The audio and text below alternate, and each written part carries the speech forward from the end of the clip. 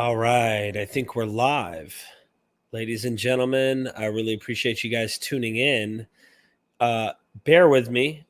I've got a cold, and I just busted my you-know-what editing 40-something videos for my trip to Professor Elaine Pagel's, Professor Joel Baden, and John J. Collins. On the 9th, I see James D. Tabor. We're going to talk about Paul and Jesus, the whole nine. Super excited about this. I see you guys in the chat. Shout out to everybody. Someone, wow, there's just a bunch of stuff you guys have already written. And Garfield will be here in just a minute. You guys, everybody early has Myth Vision wings. You guys can cash them out at the gate of heaven whenever you get there. You guys always want Myth Vision points because Pine Creek gives out Pine points.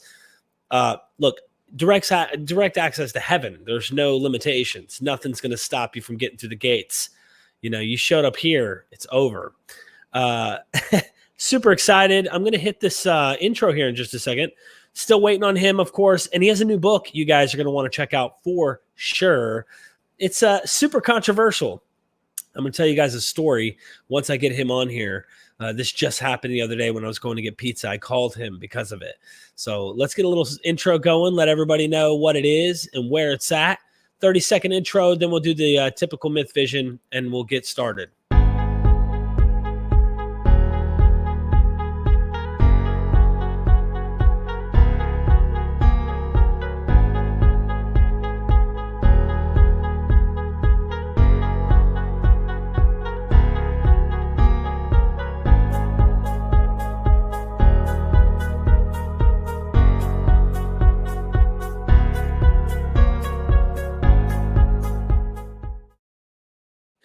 All right, ladies and gentlemen, let's get our little intro going. You know, let the gods know what's up. Myth Vision's in town.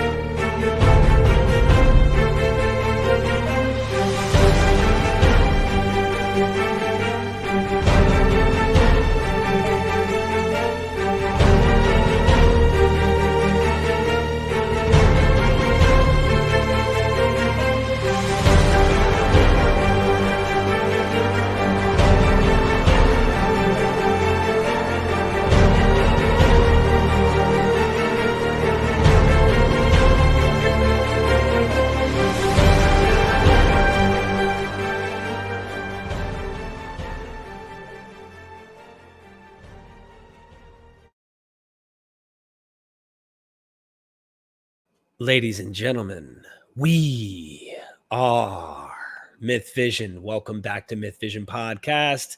Derek Lambert, critical scholarship's not just taking out fringe groups like Black Hebrew Israelites, British Israelites, you name it. People are claiming to be ethnic, literal Israelites descended from the tribes of Israel, therefore being claimants of this electness, specialness, and whatnot.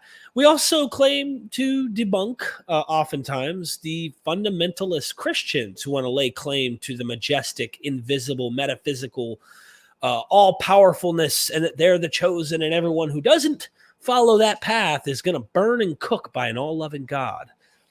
You know, we enjoy taking jabs at all. It's not just one. And I'll tell you this while I'm waiting on Garfield to come in here. The other day, I ordered a pizza downtown in Fayetteville, North Carolina. That's where I live. I'm very public about that.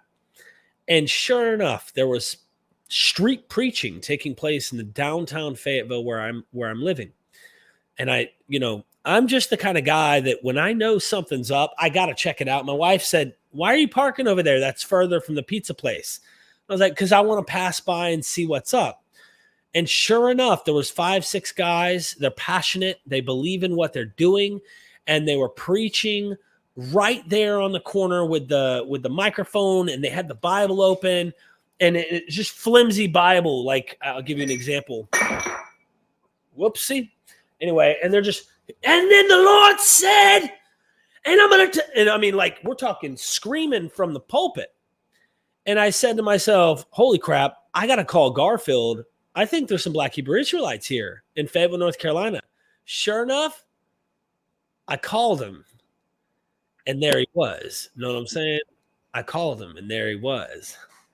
What's up, brother? Hey, I don't know, man. The Most High is messing with my computer, man. I mean, the Black Hebrew Israelite God has answered their prayers.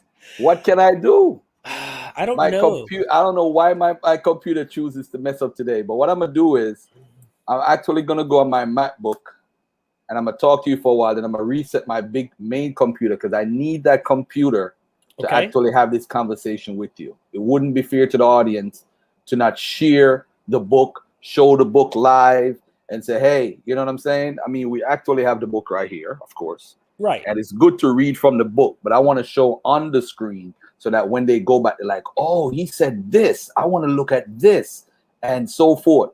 And let me say this, by the way. Every day, I actually pick up the book and read it because it's good to have your own book. So you could say, oh, go to page 297 or go to 448 or whatever. This book is so well sourced. I don't think someone can actually say, hey, I can counteract the book because it's like 80 books wrapped up into 250 pages. It's difficult. Right. Well, you had the 20 scholars, 20 days. I mean, like, you're not pulling from one fountain, you know, you're drinking from many waters. And that's something I have to commend you. So for my audience who may not know, am I adding you on the other one too? Add me on the other one and let me get out of this one. All right. Sorry, everybody. Yeah. Okay. Yeah, there you go. Okay. So anyway, sorry about that noise, ladies and gentlemen. If you don't know who Garfield is, let me introduce you. He has a YouTube channel. And you've changed it to Dagger Squad University, if I'm not mistaken. Right, from Dagger Squad to Dagger Squad University. Yep. I found him when I was actually traveling from Washington State to North Carolina, moving here. I found his material. He was interviewing Russell Gamirkan and looking into Pentateuch like studies and Old Testament stuff. And I said, hold up, this guy's like into things that I'm into. So we had a lot in common there. And I said, holy moly, I've never heard of these guys that he's pulling in. And he had a little way about him. You know, you've got a little bit of, you got some spice on your chicken. You know what I'm saying? Because here's the deal. I heard you and you'd be like, oh, Dagger. And these are dry scholars, right? And they're like, Dagger? What do you mean? And you're like, no, that was a dagger. That just pierced deep. You don't know what that just did to all of these fringe groups that I encounter all the time. It literally went to the heart of the issue and destroyed that entire idea. But please keep giving me more daggers. And they kept giving you more daggers. I got to ask you before we get into the book, because I know you're going to load that up.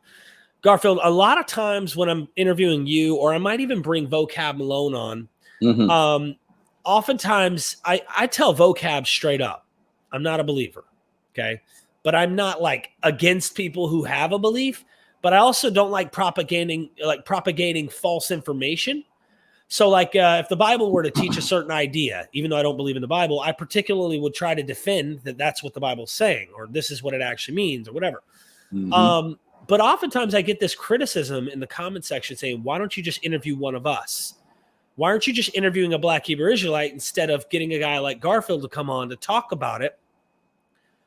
I don't have to even study Black Hebrew Israelitism to know that I'm not in line with this. At the same time, I have to ask a personal question I've never asked you. We've been on the phone before. We've talked. Were you ever a Black Hebrew Israelite at one time? I have to ask because then it really brings power to why you're so, you know what I'm saying? No. Okay. According to them, I would be a Benjamite though, because I was born in the island called Jamaica. So I would be what's called a Benjamite from their 12 tribe chart. Okay. Well, and by the way, too, let's differentiate the Black Hebrew Israelite doctrine. You have what's called African Americans that follow Judaism. So it's called Black Judaism. Black Judaism started probably back during what we would call the intermixing of trading, meaning that Jews had a certain look about them, but a Jew technically can be anybody. It could be you, it could be me, it could be Russell Gamirkan, it could be Dr. Richard Carrier, it could be vocab Malone. It could be audience members. Being a Jew today doesn't have a color. Back then, it doesn't have a color either. But I need to emphasize to people, Judaism is the root to all of the craziness. Whether there's Black Judaism, White Judaism, Orthodox Judaism, Rabbinical Judaism, the Karaite Judaism, whether there's Black Hebrew Israelite, whether there's Sephardic Jews, Ashkenazi Jews, whatever it is, and they're praying, all of them are praying to the Most High God, who they believe is God. Mm-hmm. They interpret what's called the biblical text the way they want to and see themselves in it. So let's just be clear to everybody that's watching. Anybody can be a Jew, just like how anybody could be a Christian. Let me just be clear. This is very important. Anyone, because I spoke to Lindsay Kaplan through email. I was trying to get an interview with her, Dr. Jonathan Shores. Did you interview him yet? I have not. You have to get Dr. Jonathan Shores because he's the ultimate expert on Sephardic Judaism during the transatlantic slave and how all of this started about these Black Jews. All right. So now we need to be clear. There is an author, and I have to get him on your show also. His name is, come on, he's an African American. He wrote a book called Soul to Judaism. You have to get him on your channel. He breaks down the history of when the first Black, quote unquote, Black Jew was converted. He has the historical record in the 1400s. So Jews were never looked on as dark skinned or black before a certain time period. They were always your skin color or olive skin or darker, a little bit darker. Now the issue now is with a lot of these folks, everyone has the right to believe in the Most High God and who they want to worship. That's your business. Mm-hmm. I have an altar in my house. I want to sacrifice cats and I get all the blessings in the world. I'm not encouraging you to go and sacrifice cats. Find your own little glitch and you do it. So that's the first thing we always got to do. We got to make everybody feel welcome to the conversation. We are not picking on you. It's just that my expertise is the biblical text, but I specialize in talking about Black Hebrew Israelites and Hebrewisms on a whole. So this, my book, a lot of people, the cover says Black Hebrew Israelites because that's controversial, but really and truly, a lot of the stuff in here is very beneficial for an Orthodox Jew, a Sephardic Jew, anybody that claims to be a Jew is going to learn from this book. Even British Israelitism, you know what I mean? Yeah. British Israelism, they're going to learn a lot too. Let me get the other computer. Someone said poor cats, by the way. and that cat statement is based off of my name Garfield, by the way. For the record. Just for the record. That little example. Not saying I'm sacrificing cats. I do have a guy named Taylor in Jamaica that used to go around and just kill all the neighborhood cats in Jamaica. He was like the cat killer. He literally killed cats. He would go around. You have a problem with your cat? Cats coming to your house? I got you. I'll take your problem in 2 days. He used to go around and just kill cats. Guy was nuts. Taylor. I'll never forget that guy. Never. He was crazy. Crazy. All he did was go around and kill cats. I don't know how you do that, man. That's just unconscionable. But hey, that was his thing. Well, look, you answered my question. I guess then the question to probe deeper on that is, were you ever religious? I mean, obviously this strikes a chord with you and you have an interest in the topic. So what was your background prior to scholarship before you decided you were going to pull daggers out? Let's take a look at what the book says, because it's right here in the back of the book. It says Garfield Reid has been a student of biblical history for the past 30 years. Not only is he a well-known public figure in the conscious community, he's an independent researcher who began to question the probity of the Bible, which means the veracity, for those who don't know, of the Bible and its content as a teenager. While attending LaGuardia Community College, he analyzed his religious beliefs and explored other options, leading him to leave the Christian faith. My greatest inspiration for putting this book together stemmed from my childhood. I was baptized in Calvary Gospel Assembly Church over 30 years ago at the age of 9 or 10. From that very moment, all I wanted to know was, is this true? Whether or not Jesus existed wasn't a concern of mine. I just wanted to know God. Who is it that I'm praying to? Who is this God? I believed in a book and I didn't know why I believed it. Interesting. I like how you phrase that too, because I tried to explain this the other day when we were having a discussion at this Heretics Anonymous. I said, I didn't know what I know now about the book when I got saved, quote unquote. I believed from a subjective experience. Everyone around me was saying, this is what you're supposed to do. I just followed protocol and I felt good doing it. I had everyone else supporting me and I did it. But then I guess when you really start to take it serious, you start to find out, well, this group I'm part of doesn't line up with this text. Let's jump into, sorry, I've got a cold too. So if my voice goes from high to low or something, forgive me, man. Tell me, let's get straight into the daggers. Your book carries a lot of scholarship in it. You deal with documentary hypothesis, source material. You're dealing with, was there even an Exodus at all, right? That right there does so much damage to the narrative of what people project onto the text. So tell me, what do the Black Hebrew Israelites believe, if you don't mind? First, let's still man their position. Let's say what they believe and then take some daggers to it. All right. Let me do this. You know what? Before I answer that question, let me just say to everybody that I want to say to Myth Vision, I appreciate the opportunity for you allowing me to be on your independent channel. Thank you. That is some people might call it a skeptic channel or whatever, but it's a free channel. It's a free thinking channel. All right. And a lot of folks are scared to have dialogues on channels like these because you allow people to think. You don't put somebody in a box and they say, hey, you're going to stay in that box. So we allow, and that's what I do in my channel. So you're like the white version of me. Well, I got to say one thing before you get started too.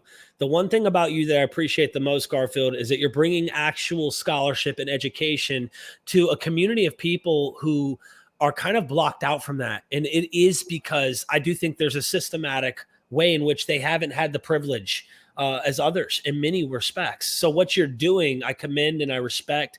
And if I had a hat, I'd tip it to you right now, man. But seriously, this is why I appreciate you. You know more scholars than I do. So I'm serious. And I want everyone to know that about you before we get started. So please continue. Right now to the other let's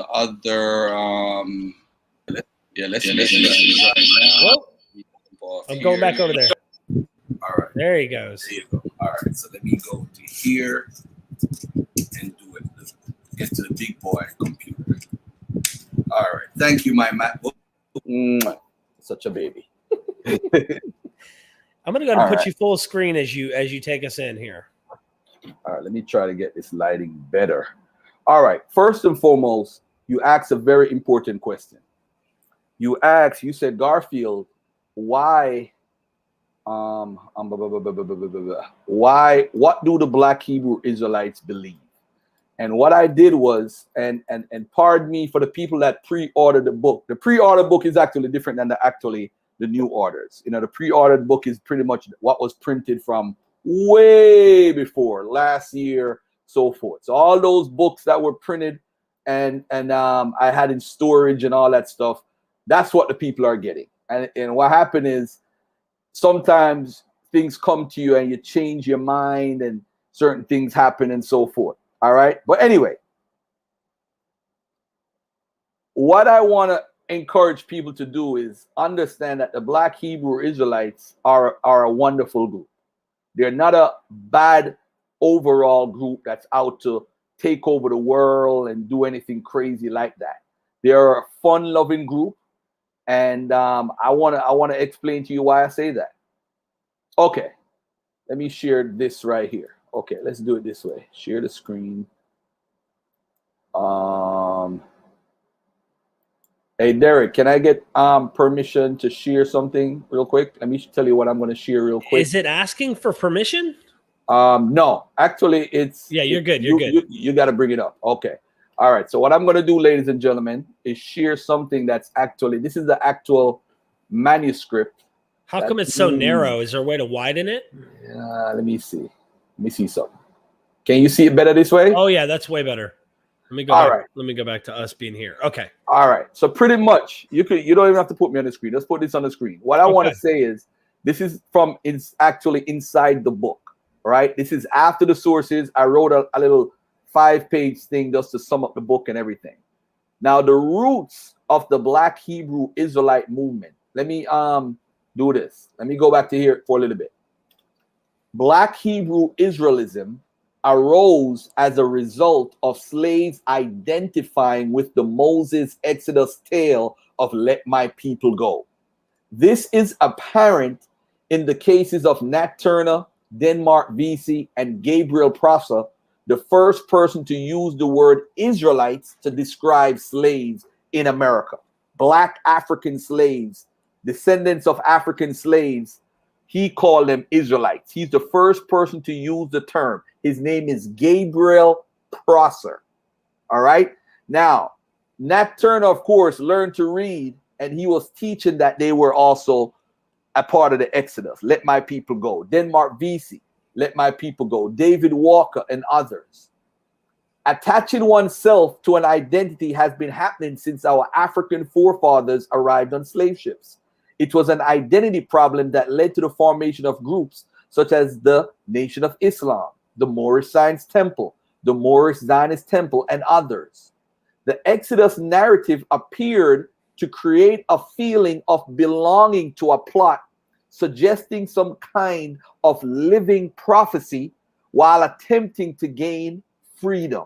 So when slave preachers learned to read, they utilized the Exodus story to inspire more slaves to flee or insurrect in the manner of Nat Turner. I'm not sure when the inspiration became a literal fulfillment of the Bible in the imaginations of preachers, slaves, and others, but I do know that it ultimately led to 2 individuals teaching in the late 1800s that African American slaves were the Israelites of the Bible. So when you said, I want to put us up here. I want to put us up here real quick. And thanks for the super chat, Farside. I appreciate it. Seriously. Please continue. This whole lost tribes thing, though, this is what Zvi Benit was talking about. People started getting wild hairs up their ass, and they were looking for them, and they were going out, and they were applying. Oh, they must be it. Oh, they must be it. Before DNA, of course. All right. So the roots of the Black Hebrew Israelite movement may be traced back to Frank Cherry and William Saunders Crowdy, both of who claimed to have received visions in which God informed them that African Americans are descended from the Hebrews in the Christian Bible. An honorary mention to William Christian, because he was actually in between Saunders Crowdy and Cherry. He was in between them, but he's not really mentioned a lot. So he's actually a third individual that started to teach that also. Crowdy founded the Church of God and Saints in 1896, and Cherry founded the Church of the Living God in 1886. Now, they both came from a Christian perspective as believers in Jesus Christ. Now, this is very important. Remember, these guys are running churches, hence they follow the New Testament. Right. Most followers of Judaism did not believe or follow the New Testament. So this was a new type of Judaism where you incorporate the New Testament, and that's very important. Now, I'm going to bring up something with these guys in a minute. Now, Josiah Ford was in the 1920s. He worked with Marcus Garvey.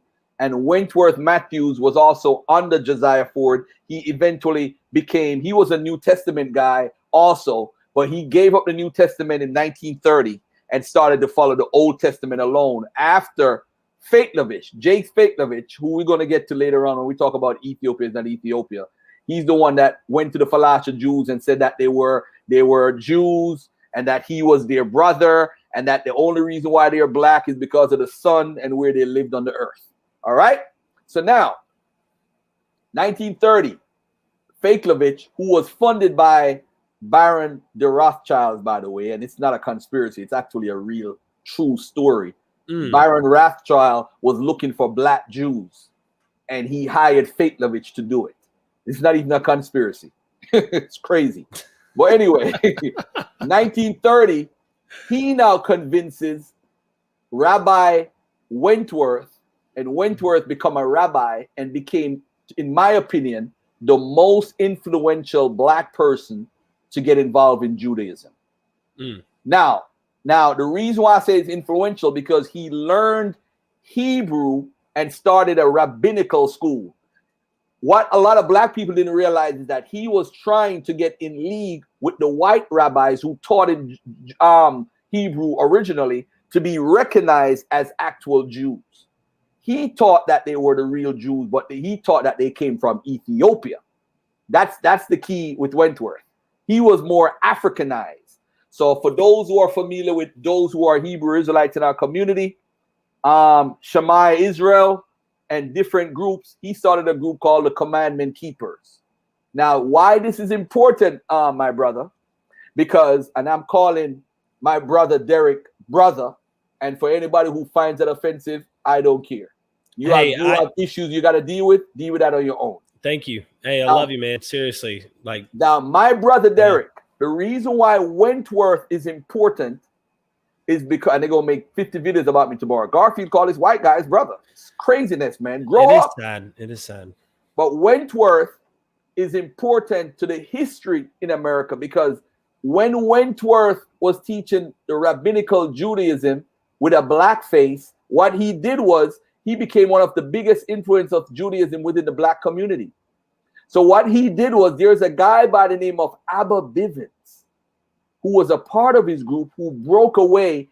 He's the one that started the One West 12 tribe crazy doctrine that copies off British Israelism. Can I bring us back up while you're doing this too? Yes. And then switch between. Let me know when I need to pull it up. I'll pull it up. So the One Westers, I just saw someone in the comments too that said they're the ones that, I'm not trying to be derogatory, but they're the extreme. They're the if there's the worst in terms of a camp, they're supposedly the worst in terms of like the extremeness they take this. That's a fact. Yep. Yes, they are.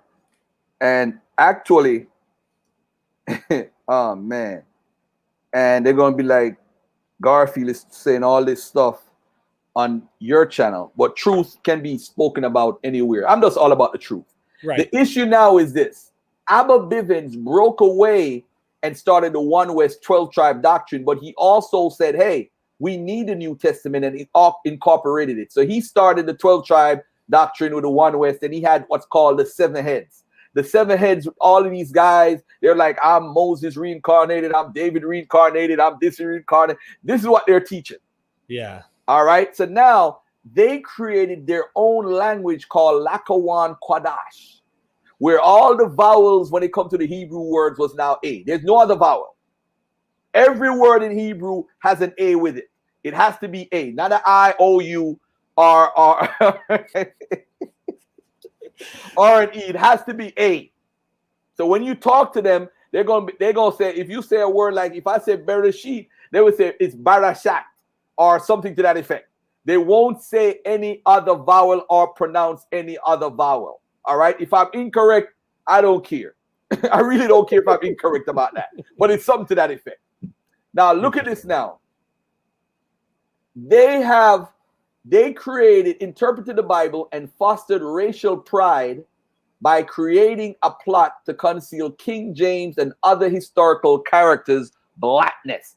That was their thing. Everybody was black. The Russians were black.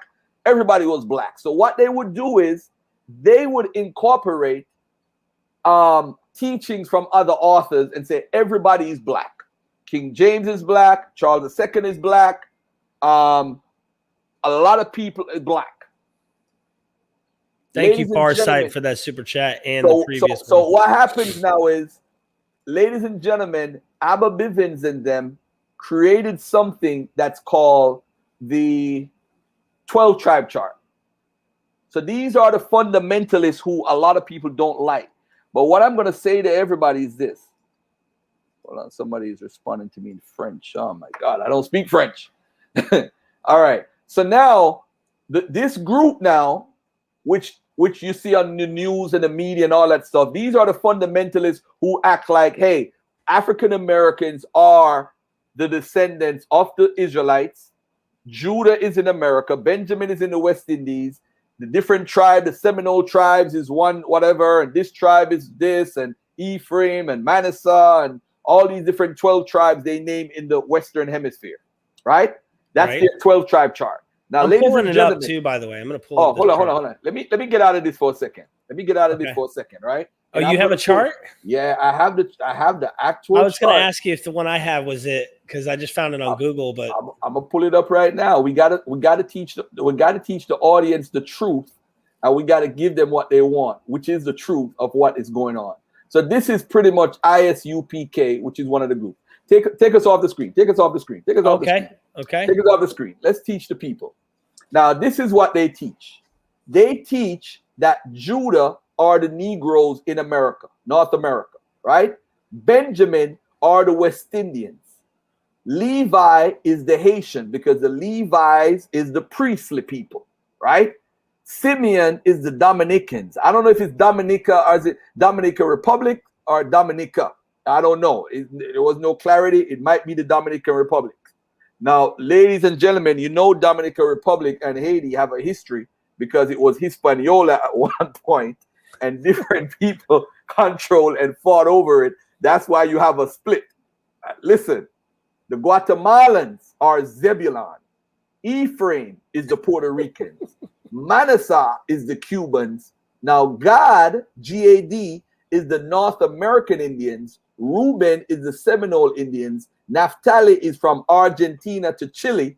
Asher is from Colombia to Uruguay. And Issachar are the Mexicans. Now, you might say, ha, ha, ha, ha, and laugh at this.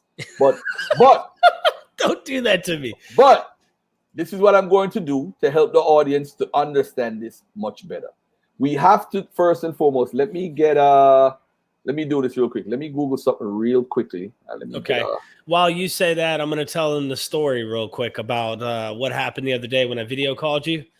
Mm-hmm. I was walking to get my pizza downtown, and there were guys, the Black Hebrew Israelites, preaching, and I was like, I showed you on video. I was like, do you know what camp they are? He's like, nah, I had to ask. And I went up to him and I was like, hey man, what camp are you guys? And he's like, I can't help you. And you were like, he can't help you because you're Esau. Don't you know you're Esau, bro? They're not going to help you. My wife felt like they were really, off-putting on me, just going up and asking them. They kind of had that look in their eye like, what the hell do you think you're doing? You know what I mean? All right. So let's take that off the screen. And what we're going to do is look at this map. Because what we need to do is correct misinformation. And that's our job here. So now, if we go back to what they say, what the 12 tribe chart is, we're going to show how ridiculous this is. The person who made this up never knew at the time people would fact check them. They thought that this teaching was so superior that nobody was smart enough within the Black community to tell him this is a bunch of malarkey. All right. The first thing is the Dominican Republic and the Haitians. I never normally talk about this. This was Hispaniola. And if you know the history of this country, you know who ruled it first. The Spanish ruled it first, right? And then the French came in, and then you have the Dominican Republic. That's why you have the people over here speaking Spanish and the people over here speaking French. So they split the island up. This is the same people on the island, and they split them up. It's the same people. Now, ladies and gentlemen, you're going to have some lighter-skinned people on one side. You're going to have some darker-skinned people on the other side.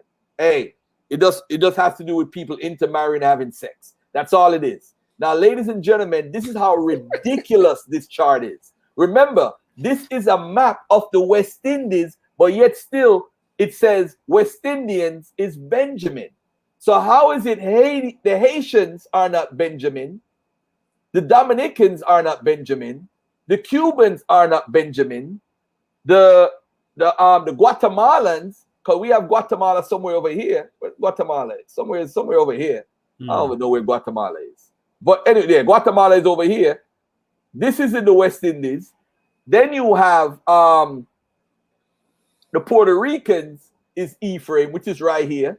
That's in the West Indies. I don't think the person who made the chart knew geography, or he probably missed the class of geography. This is how crazy this chart is. The Cubans are right there, 90 miles from Jamaica. But and listen, this is what kills the whole argument too, right? Ladies and gentlemen, you have people who are from the Akan tribe in different islands. You have the Igbos in Cuba. 50% of the Igbos that came to the Western Hemisphere came through Jamaica. 1.2 million slaves came through the island of Jamaica. 50% of the Igbos. So you have the Igbos in Jamaica. You have the Igbos practicing their tradition in Cuba, all over Cuba. They're also in Haiti. So how is it they are one tribe? You see, this is how silly it is.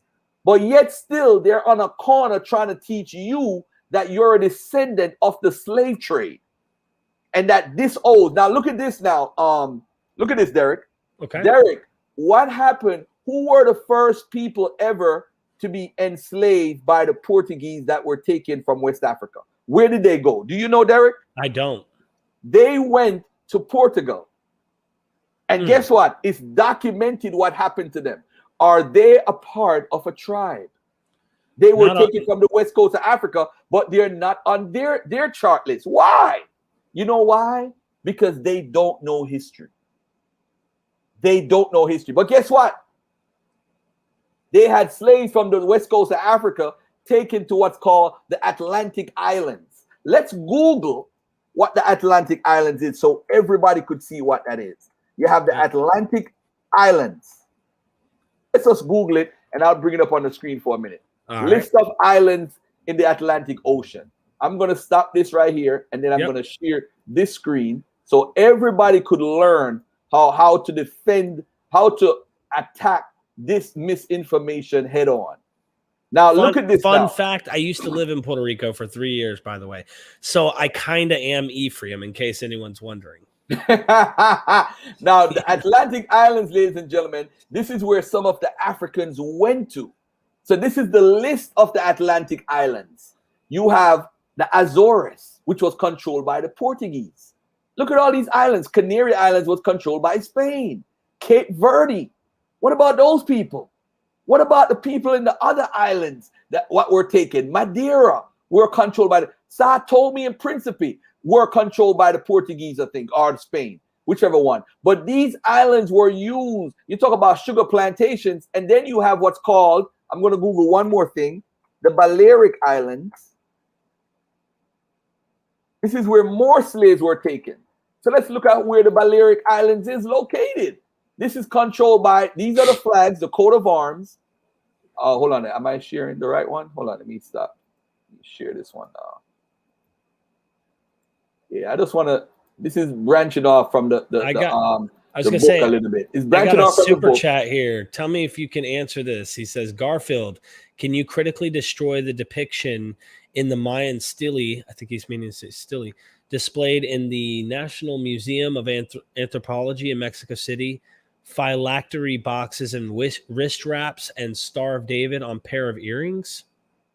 Have you heard of this? Yes, I have. I haven't studied and researched it, but what is there to debunk? Interesting. But hold on, I'm curious. What is there to debunk? You do know that there were people who were Jewish who came to America and actually went into Mexico. There's a Jewish population that went to Mexico who are Sephardic Jewish. As a matter of fact, when Dr. Jonathan Shores came on, he talked about how the person was converted in Portugal or the Netherlands and taken to Mexico. So Jews were in Mexico. So if I see a Star of David, what does that mean? How old is the representation of the Star of David? So it doesn't real mean quick, that they were Jewish. So they said these are Jewish ritual dress, and then they said it's the depiction of Jewish ritual dress from 2,000 years ago. I need to look that up because that's the whole claim. 2,000 years ago, Jews came to Mexico. I need to see that. I need to check that out. No. Email me, Derek@mythvisionpodcast.com, and I'd be happy to get a scholar who might be aware of that. No. Didn't happen. Appreciate as a matter of fact, you know what? let's do one even better. What is the claim? Say the claim again. So the claim. Let's do the claim. You and Google. Let's do the claim live on the ear. All right. Let's do the claim live. Garfield, can you critically destroy the depiction in Mayan stele displayed in National Museum? Why do we need to destroy it?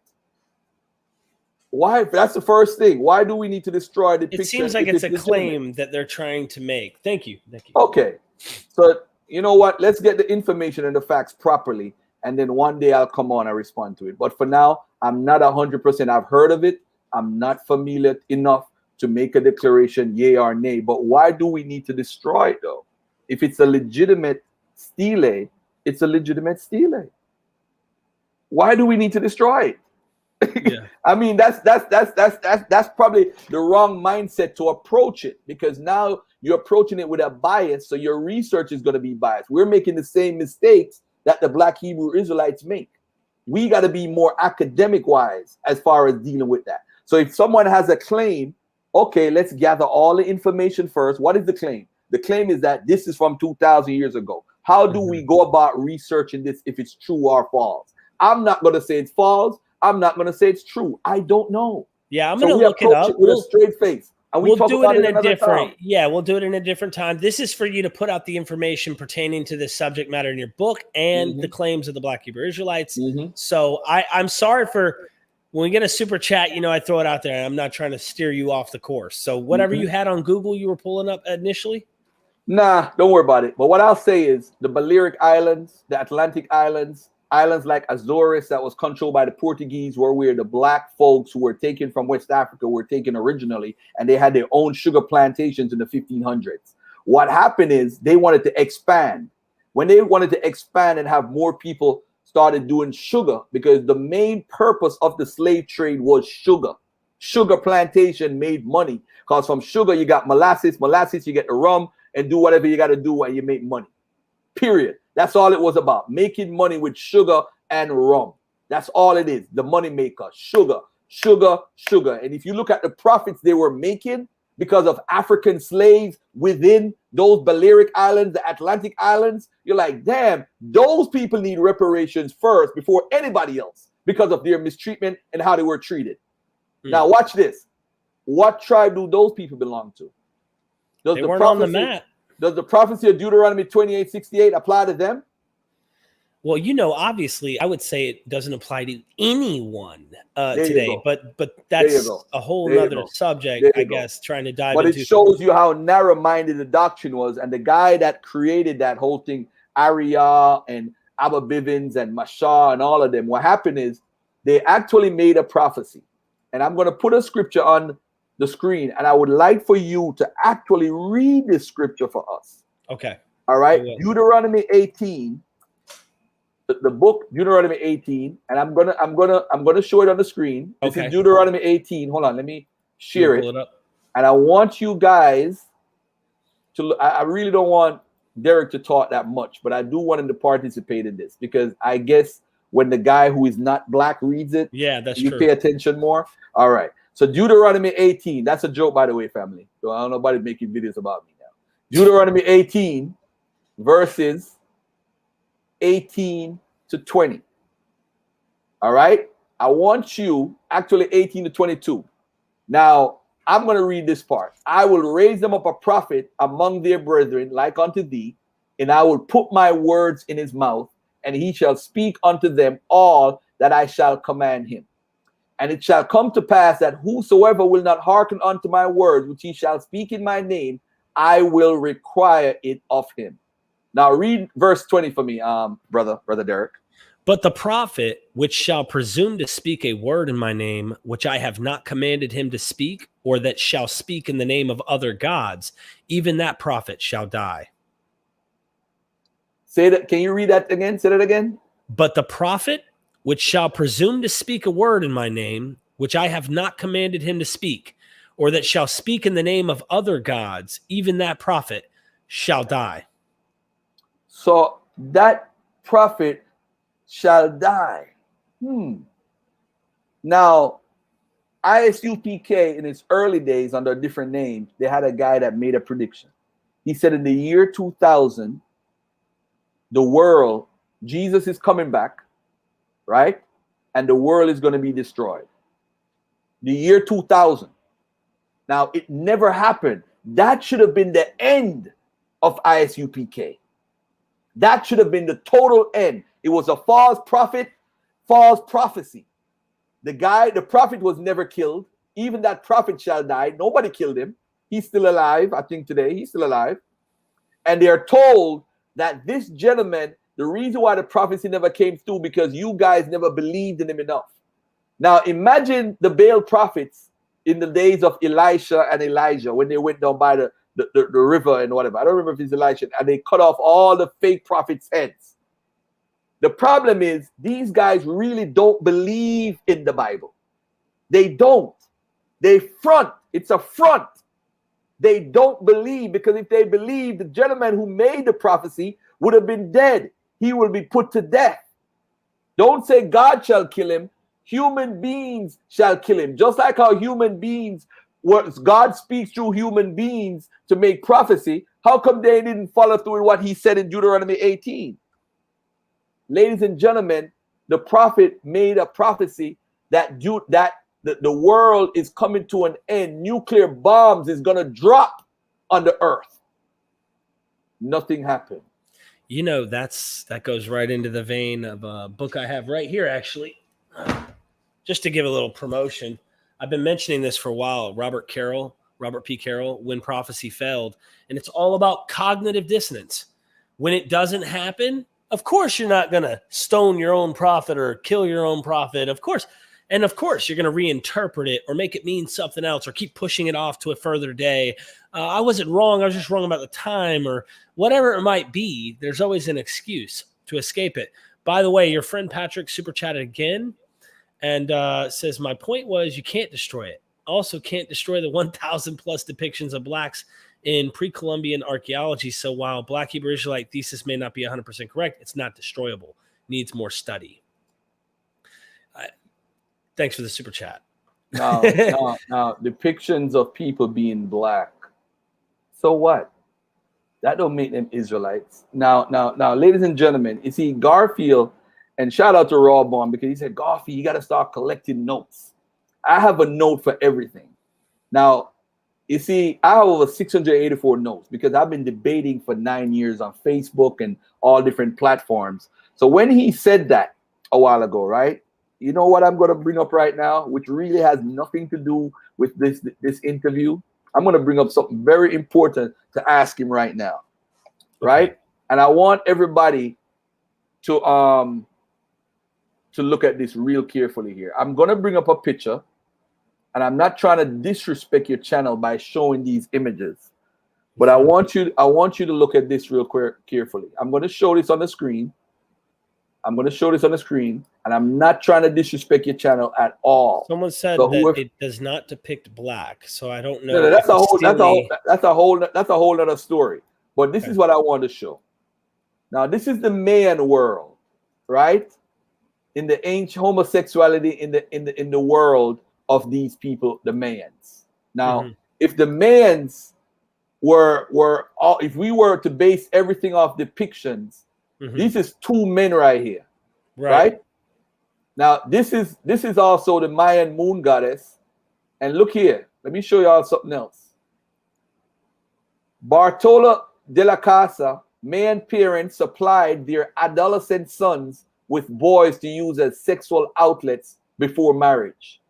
But if someone else sodomized them, the penalty was equal to rape. Teenage males were given pubescent boys to serve as partners until marriage. So all these depictions, if you want to base whatever you feel on depictions, I'm sure you don't want to claim this part of the culture at all. Do not play games with Garfield. Don't play those games. Don't play games with me about depictions. Depictions mean nothing. Don't play games. Okay. Garfield is no joke. Don't Garfield, bring us back to the book, baby. Bring us back to the book. All right. So let's deal with this the first thing. The first thing, when you look at this, I started with the chapter called Bereshit, right? Yeah, let's get back to this. Yeah. Bereshit talks about the primeval history. Are you familiar with what the primeval history is, my friend?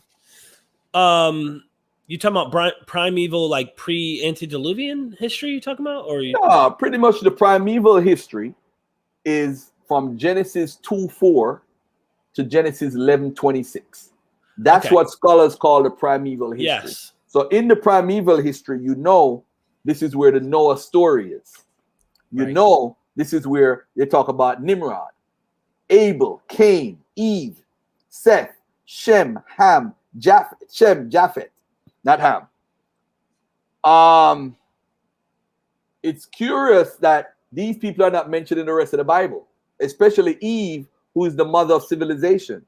What about Abel and Cain? They're not mentioned anywhere else. So what scholars have come up with is that the ancestral history, which is Genesis 12 to 50, was written first, and then afterwards, the primeval history crept in, and this is where you start seeing Mesopotamian influence, you see Greek influence, and so forth.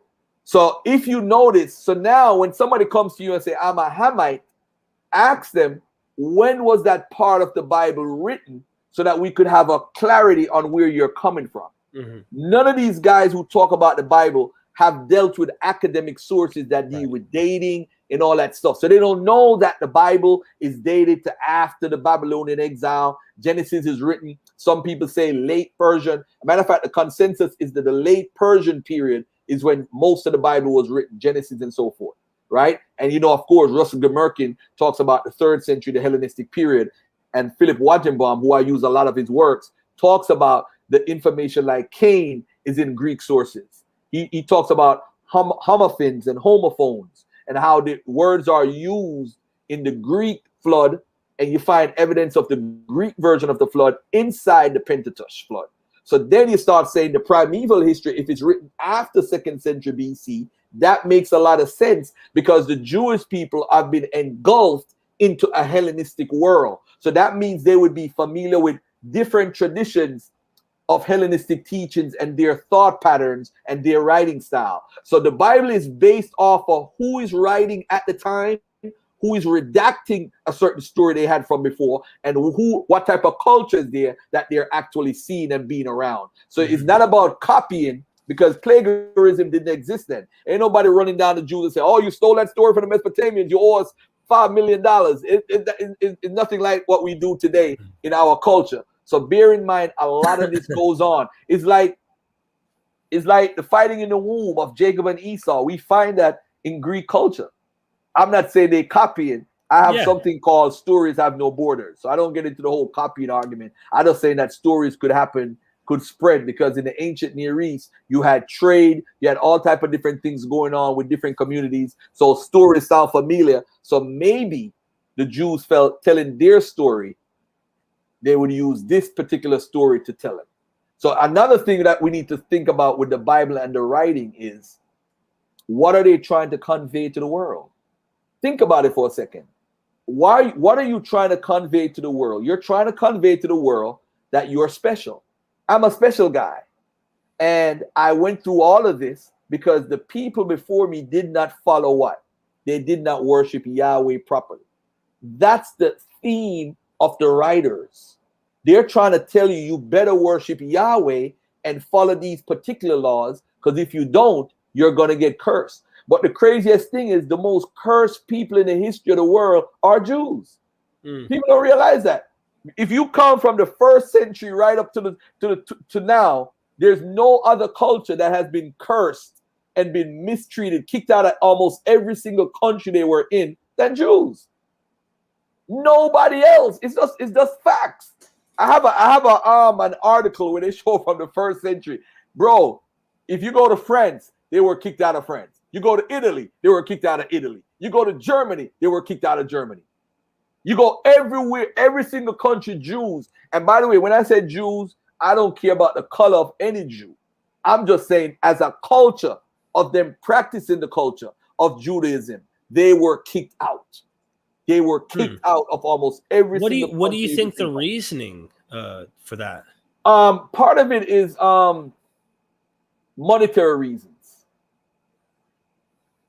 It's monetary reasons, and people people are jealous of people who are actually making the money. So usury was a crime at one time. You know, in the Bible it says that a Jew cannot charge another Jew interest. But hey, I could charge a Gentile. Right. Come on, Derek, you're a Gentile. I'm gonna charge you. I'm a Esau. I'm a Goyim. I'm a freaking Gentile, everything. So now, when they charge the interest and make all the money, they control normally the banking. So the stereotypes of Jews and banking, yeah, if you go back into the Murashu files, it documents them being a part of banking and all that stuff. Yes, Jews have a history. So now what you find is, this is how you determine if somebody is a Jew or not, right? This is how you ask the Black Hebrew Israelite. This is what kills the whole argument. Tell them to show you a time period in history where some Black person is following some sort of Judaism like what they are practicing. That's the first question. The second one is, show me a group of people, Jews in history prior to the slave trade, that's practicing Judaism and believed in the New Testament. Show me that individual group. It don't exist. Jews never believed in the New Testament throughout history. You know, obviously, I don't really encounter Black Hebrew Israelites. But you did. I did, but I don't. Yes, they talk to me. Is my point. They refused to talk with me, and I mean, they were in the middle of preaching. But the one guy was the camera guy. I was like, "Hey, what camp are you guys from?" And he's like, "I can't help you." And then I was on the phone with you. You heard everything, but yeah, maybe some people in the chat might encounter this, and if they do, they can have this dialogue and use some of this stuff to kind of ask and probe. But dude, I doubt they're going to be proven wrong on a street corner where they're trying to. They can be. They can. I'm saying it's I'm gonna give an example. Here's my point, though. Like Vocab Malone confronted a Hebrew Israelite group about their 12 tribes.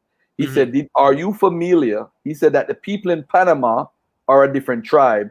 The people in Colombia are a different tribe. He said, "Did you know that Panama was actually a part of Colombia at one point, or Colombia was a part of Panama until 1903? So how do you determine the chart?" But again, the guy that invented it didn't know history. So what did they say? My point is cognitive They didn't have an answer. Cognitive dissonance exists. It's hard. It's hard for someone to believe something and say, "Hey, you know what? You guys are right, man. My whole belief is wrong." It's hard. No, again, nobody's taking you away from your God, but just don't think that you're special because of what you believe in. You're gonna get beat up just like everybody else on the corner, especially if you are African American or if you have a brown skin tone or dark skin. Garfield has a better chance of getting his ass whooped than Derek. It's just the truth. It's the reality living in this country. No racist white cop or any stupid cop is gonna come up and say, "Hey, you know what? You're a Black Hebrew Israelite. I ain't gonna mess with you. You're this and that." I'm not. No, it doesn't work like that. It has to do with the fact that you are walking around as a Black individual. Right. So that's the point. So I want people to be educated on what this movement is, because it seems like it has permeated the culture, not just Black Hebrew Israelites, but I guess you'd say in just Black America, period. There's things that I've heard, like the Moors seem to have these strange teachings, and they've mixed weird stuff together. I don't know, but correct me if I'm wrong here. One of the guys that I helped save life, so I got to give a little backdrop here. I was cutting trees down. I told this with Post Malone on. I was cutting trees down, and I heard a pop, and I thought, you know, when you're cutting a limb and the pressure, it pops, the tree makes a gunshot sound. Well, no tree fell, so I'm looking, and this kid comes running. He got shot. So I went out in the streets. There's this guy bleeding out to death on the streets. And so we held pressure, and we helped save his life. Long story short, a couple weeks later, his wife said he survived it. And years later, I reached back out to him. He said the Nile River was Mississippi, and that America was ancient Egypt. And like, I have never heard conspiracies on this level. You see what I'm saying?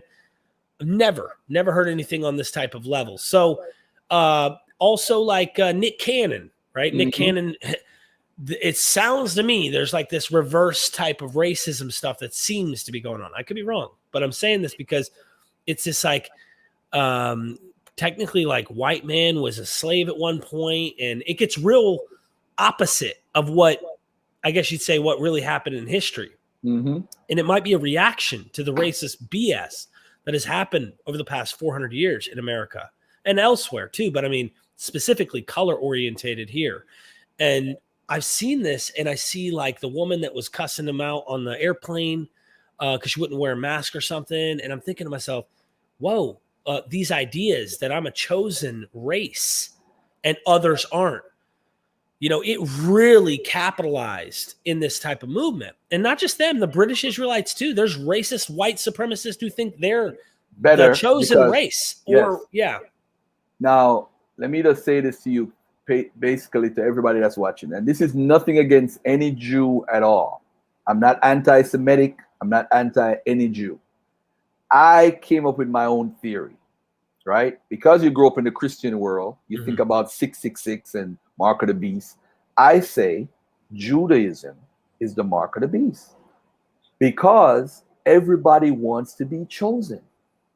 Everybody wants to be that guy. So what you find, King James, a lot of people don't realize this, King James was one of the most racist guys in the world. He helped to start the slave trade and got England involved with the slave trade, but he's supposed to be a black man who's an Israelite to some. Then on top of it, not only is he black, he makes a play that's talks about when everybody has to become blackface, and to be free and to be enlightened, you have to get King James shine, which is his light to make you white.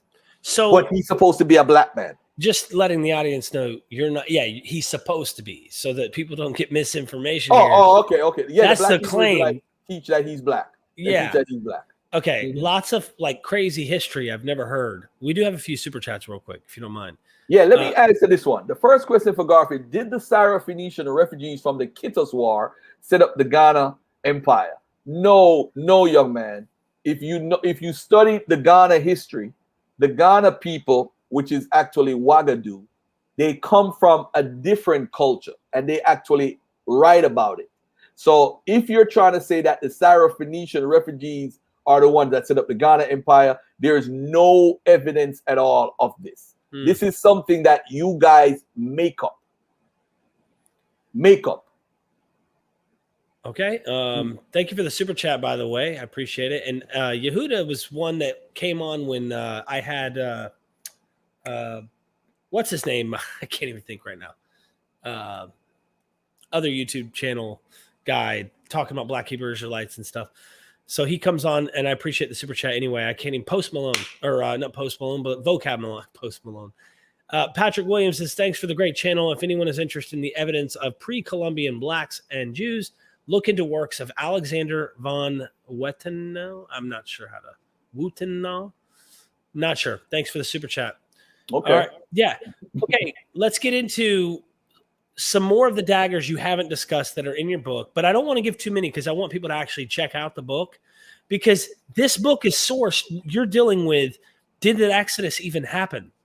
This is a story, I think a foundational story to many cultures. I mean, let's be real. Martin Luther King quotes from the Exodus. He quotes from the narrative, and powerful speeches. You got to give him that. I mean, they were really remarkable speeches. They move me. They move anyone. Anyone who would listen to that would go, that was almost, majestic, the way he spoke with confidence for freedom. And you got to respect that no matter who you are.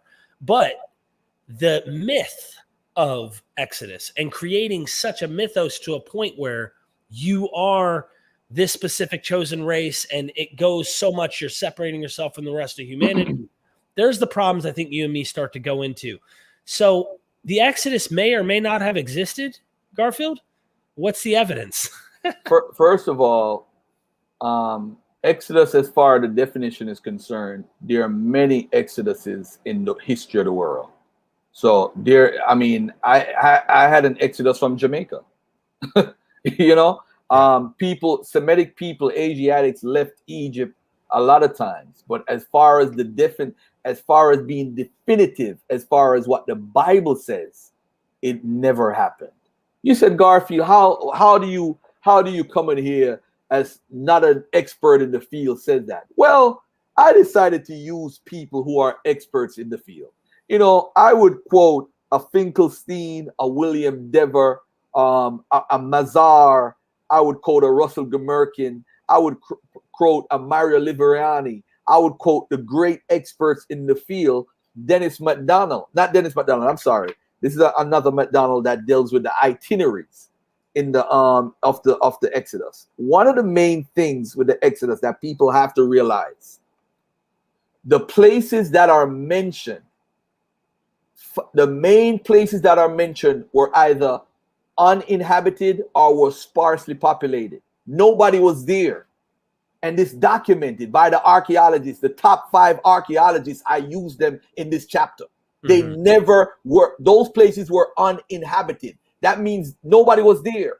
And some of the places in the Bible that Moses supposedly wrote about never exist. I got like 5 to 10 places that nobody was there. There was no building there, nothing there, period. So how could Moses write about a place that nobody lived at? These are the things that you don't know about before you believe. So if you believe in a book, you need to know who wrote it, when it was written, why it was written, and how did somebody come up with this, and why, for what purpose. If you don't know, shut up. Why are you believing in a book you know nothing about? That is the problem with all of us. Simple as that. So now, when we look at this book, this is about a community that lacks so much academic works that we need to show the basics. I use Sarah Jaffet, bro. She is, and let me just Google her name and let you see who she is. Okay. So you don't think I'm BSing. Sarah Jaffet. Yeah, look at this lady right here. Let's just look at her Wikipedia page for a second, ladies and gentlemen. All right. Just look at this. I'm gonna just give me 15 seconds to look at her wiki. And this is how important this is. Look at Sarah Jaffet. Look how old she is, bro. She's like 86 years old, right? Now look at this. Right. She is considered a leading authority on the books of Chronicles. When I was talking about my Exodus chapter with Russell Gmerkin, he said, yeah, man, that's some good works. He was familiar with Sarah Jaffet's work. Now, ladies and gentlemen, I have to bring her up because if she is considered the leading authority, why not use her? But I said to myself, bro, why is it she's the leading authority and she has a book out that explains that not one of the tribes went into Egypt by proving it in the biblical text? I was like, whoa, who's this lady here? I said, who's this chick? Who's this lady right here? Bro, she showed that Ephraim grew up in the land. She showed Judah grew up in the land. She showed Manasseh grew up in the land. She showed all 12 tribes according to First Chronicles and the Book of Chronicles. The Exodus never happened. So this is what I love about scholarship. The sources, they don't match. So people who approach these books that are usually standing on the street corners or anywhere else, they act like there's a harmony of scripture and that it all says the same thing. It's all teaching this single narrative. The Exodus is true no matter what book you go to, et cetera, et cetera. That's why I like scholarship, because it's actually pointing out flaws in these different traditions. I say flaws when they aren't really flaws according to that tradition. It's the combined crap that we create out of this stuff. But yeah, what I'm going to do is show your audience how important her work is. And you could draw your own conclusion based on what I'm showing. Let's stop playing games. You could tell these people never read the Bible. You know how I know they didn't read the Bible? Because how is it Garfield, a so-called non-believer, a skeptic, is bringing this out to a community that claims we know the Bible? You never read your Bible. You couldn't have. Because how come you couldn't figure this out and Garfield figured it out? Or you knew and you didn't want to tell the people about this? Maybe that's what it is. So let's take a look at some of this information and bring it to the people and see what they have to say about this.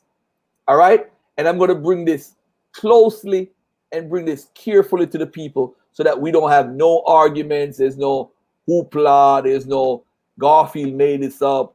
We're going to look at scriptures and we're going to look at what it says. Let's stop playing games with people's emotions and stop trying to act like, hey, this happened and so forth. So Garfield made this up. All right. Right. So let me hold on 1 second here. Hold on 1 second. All right. So I got it. So let's share right now. And we're going to teach right now. Put this on the whole screen for the audience, please. All right. Hold on. Share screen. Hold on 1 second here. Here we go. All right. So ladies and gentlemen, look at this right here. In 1 Chronicles 7:21-23. Now the people of Gath who were born in the land killed them because they came down to raid their cattle, and their father Ephraim mourned many days, and his brothers came to comfort him. Now, a couple of things with this that I want to bring up occasionally. How many brothers did Ephraim have according to the Bible? His only brother was Manasseh, but it says his brothers came to comfort him. Okay, maybe a little error in the translation, but Ephraim's sons were the ones who the people of Gath, David and Goliath, those are the people who killed them. Why are Israelites, by the way, going into Gath to steal cows? Why are they even doing that? I don't even get that part. While they're supposed to be in Egypt, by the way. But watch this. Ephraim went into his wife now, and she conceived and bore a son, and he named him Beriah, because disaster had befallen his house. Oh, man. Now look at this. Ephraim then went to have another son, Beriah, so named because just before getting back to the genealogical details, tells us in verse 24, Beriah had a daughter called Shira, and that she was credited with building both lower and upper Beth Horon. And with that, we're back to the tedium of unrecognizable names. With one exception, the genealogy ends in verse 27 with Joshua, the son of Nun, of Canaan conquest fame. Why is any of this interesting? It turns out that the short story contradicts everything we're told elsewhere about Israel in Egypt, the Exodus, and Israel conquest of Canaan.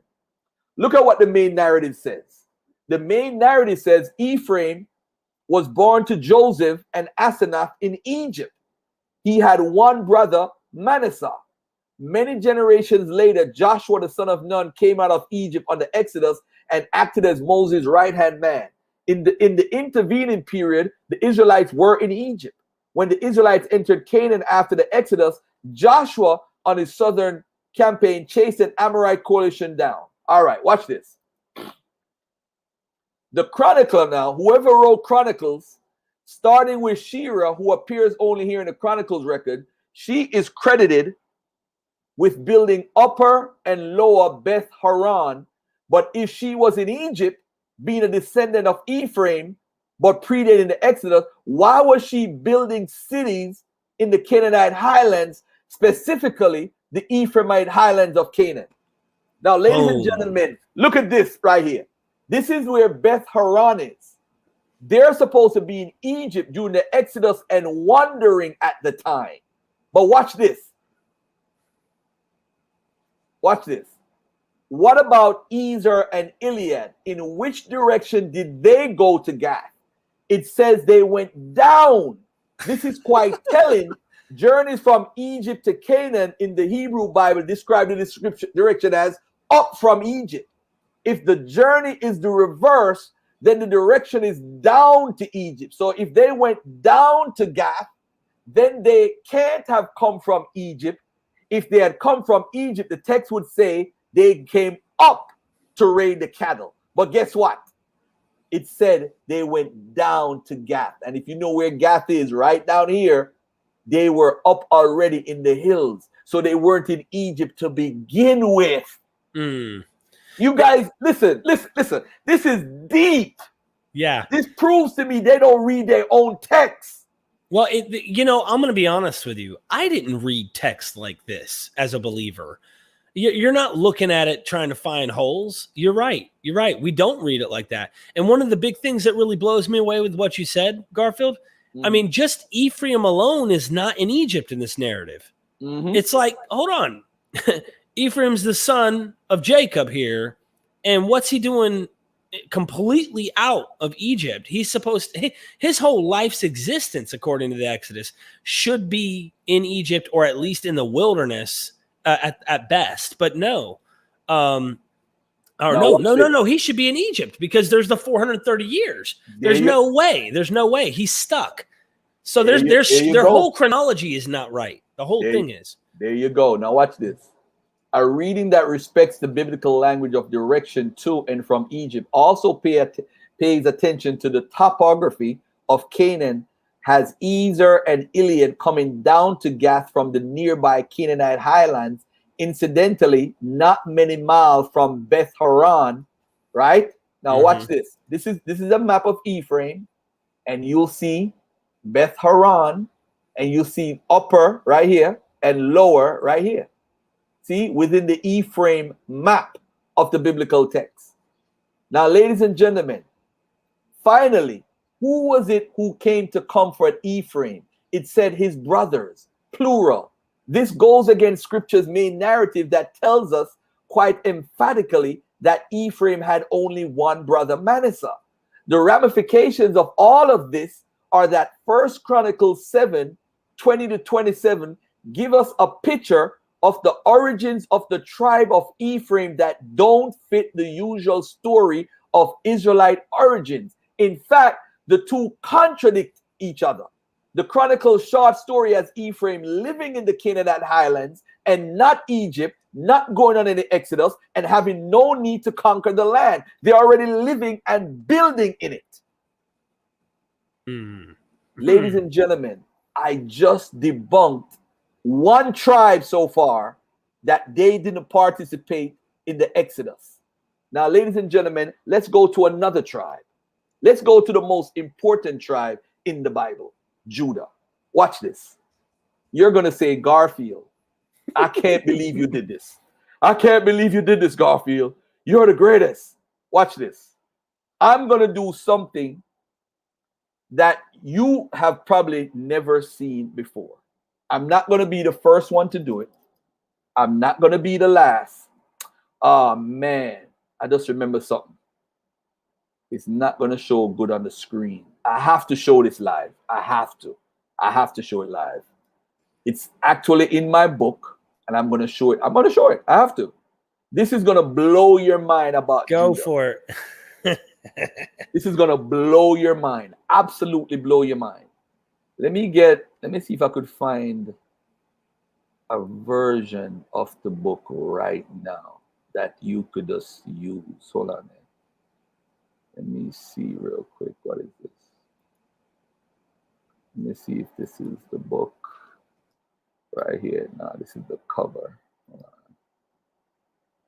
on. I have to do this, family. Please bear with me because this is very, very important. Extremely important. We're getting there, ladies and gentlemen. We're getting there. I was going to pull up your book. The website is in the description, by the way, in case you're interested in getting the book.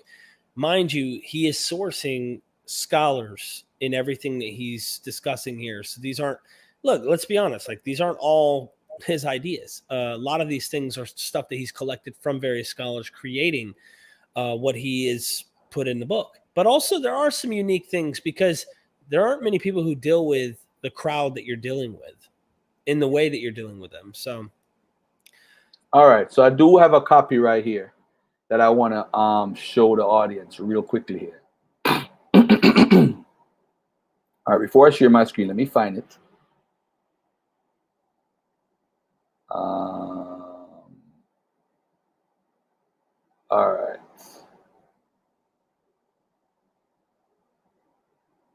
All right. I'm not going to show that. Show that. All right, let's deal with Judah for a minute. And Judah, I got to show two things with Judah that's important, extremely important for everybody to watch and see for themselves. All right. All right.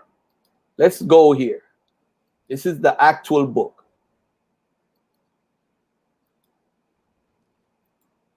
All right. Let's see if I Let me know when you get it pulled up. Hold on 1 second here. Let me see if this is it. All right. Here we go.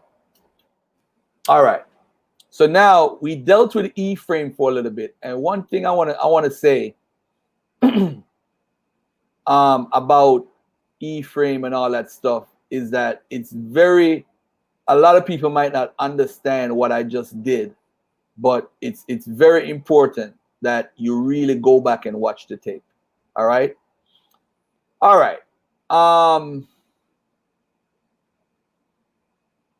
right. Let me see. This is your book? Yeah, this is the actual book. All Okay. right. This is the manuscripts right here. All right.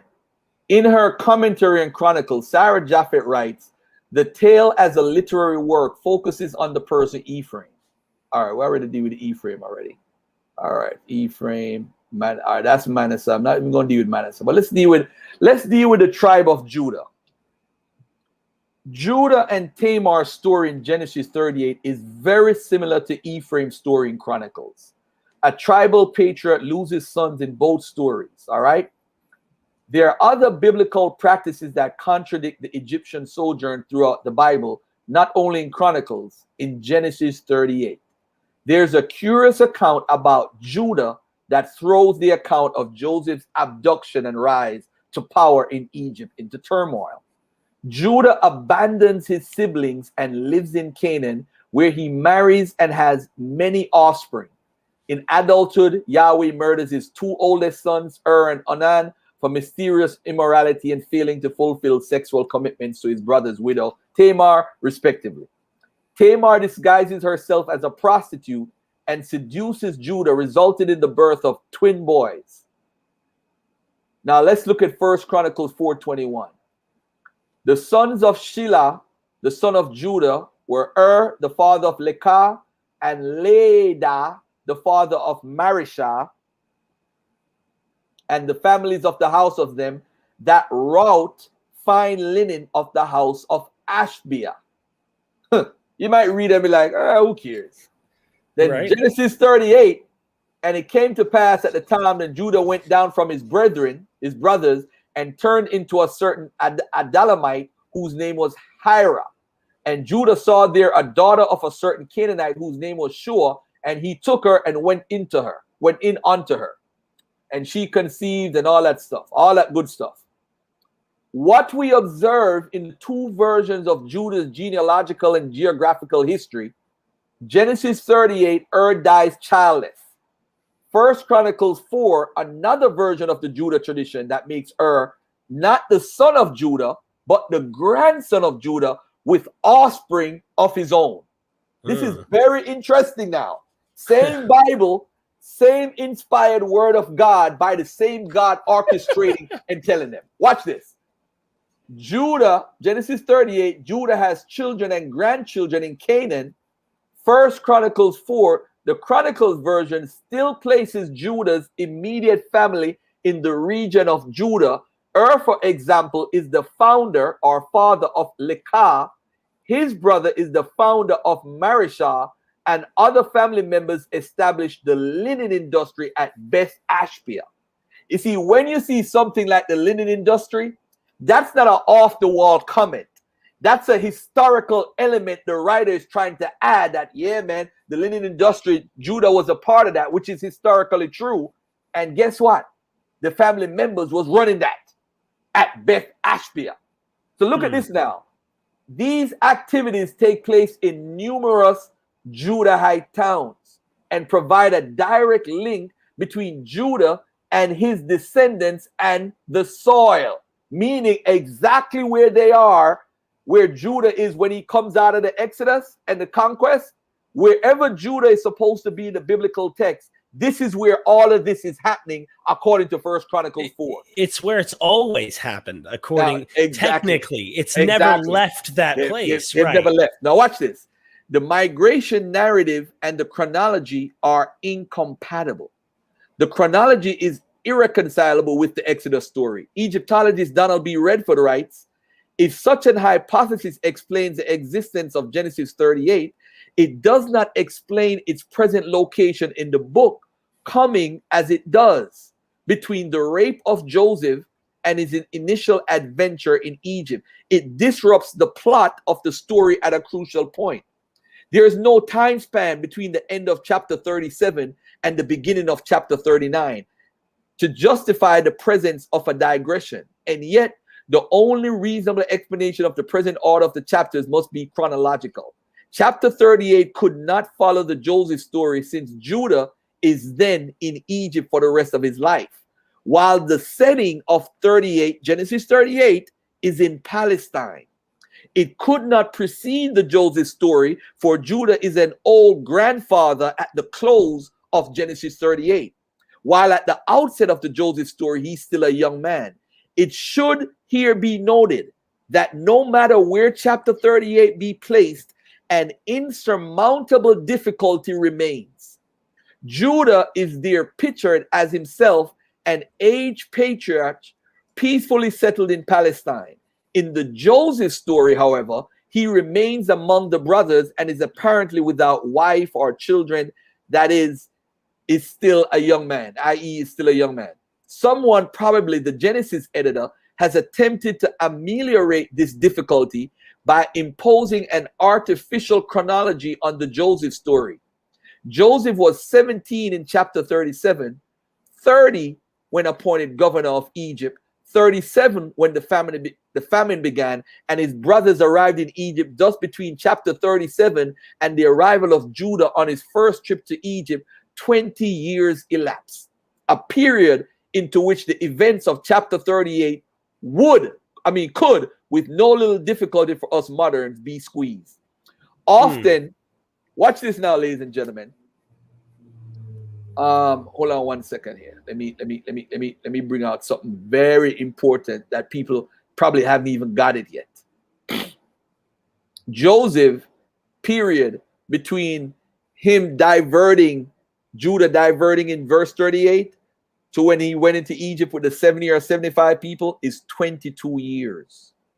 22 years. I then go into the age of marriage in Jewish tradition. You normally get married between like the 14. You could probably get married if you're 14, but to the fact he was married when he was about 16, 16, 14, 16, whatever. All right. Look at this summary right here that I did. Genesis 38. Listen, family, pay attention. I know y'all going back and forth in the thing, but this is very crucial. Genesis 38, Judah goes down to Canaan, right? Judah meets, and bear in mind, this all happens in 22 years. Judah meets Canaanite woman, Shua. Shua has a child for Judah called Shua has another child for Judah, Onan. They are not twins. Shua has a third child, Shelah. Judah meets a woman in Canaan, and she has 3 children for him. Judah picks Tamar to be wife. So would have to be between 14 and 18. God kills What age is at this point? God kills Anan. What age is Anan?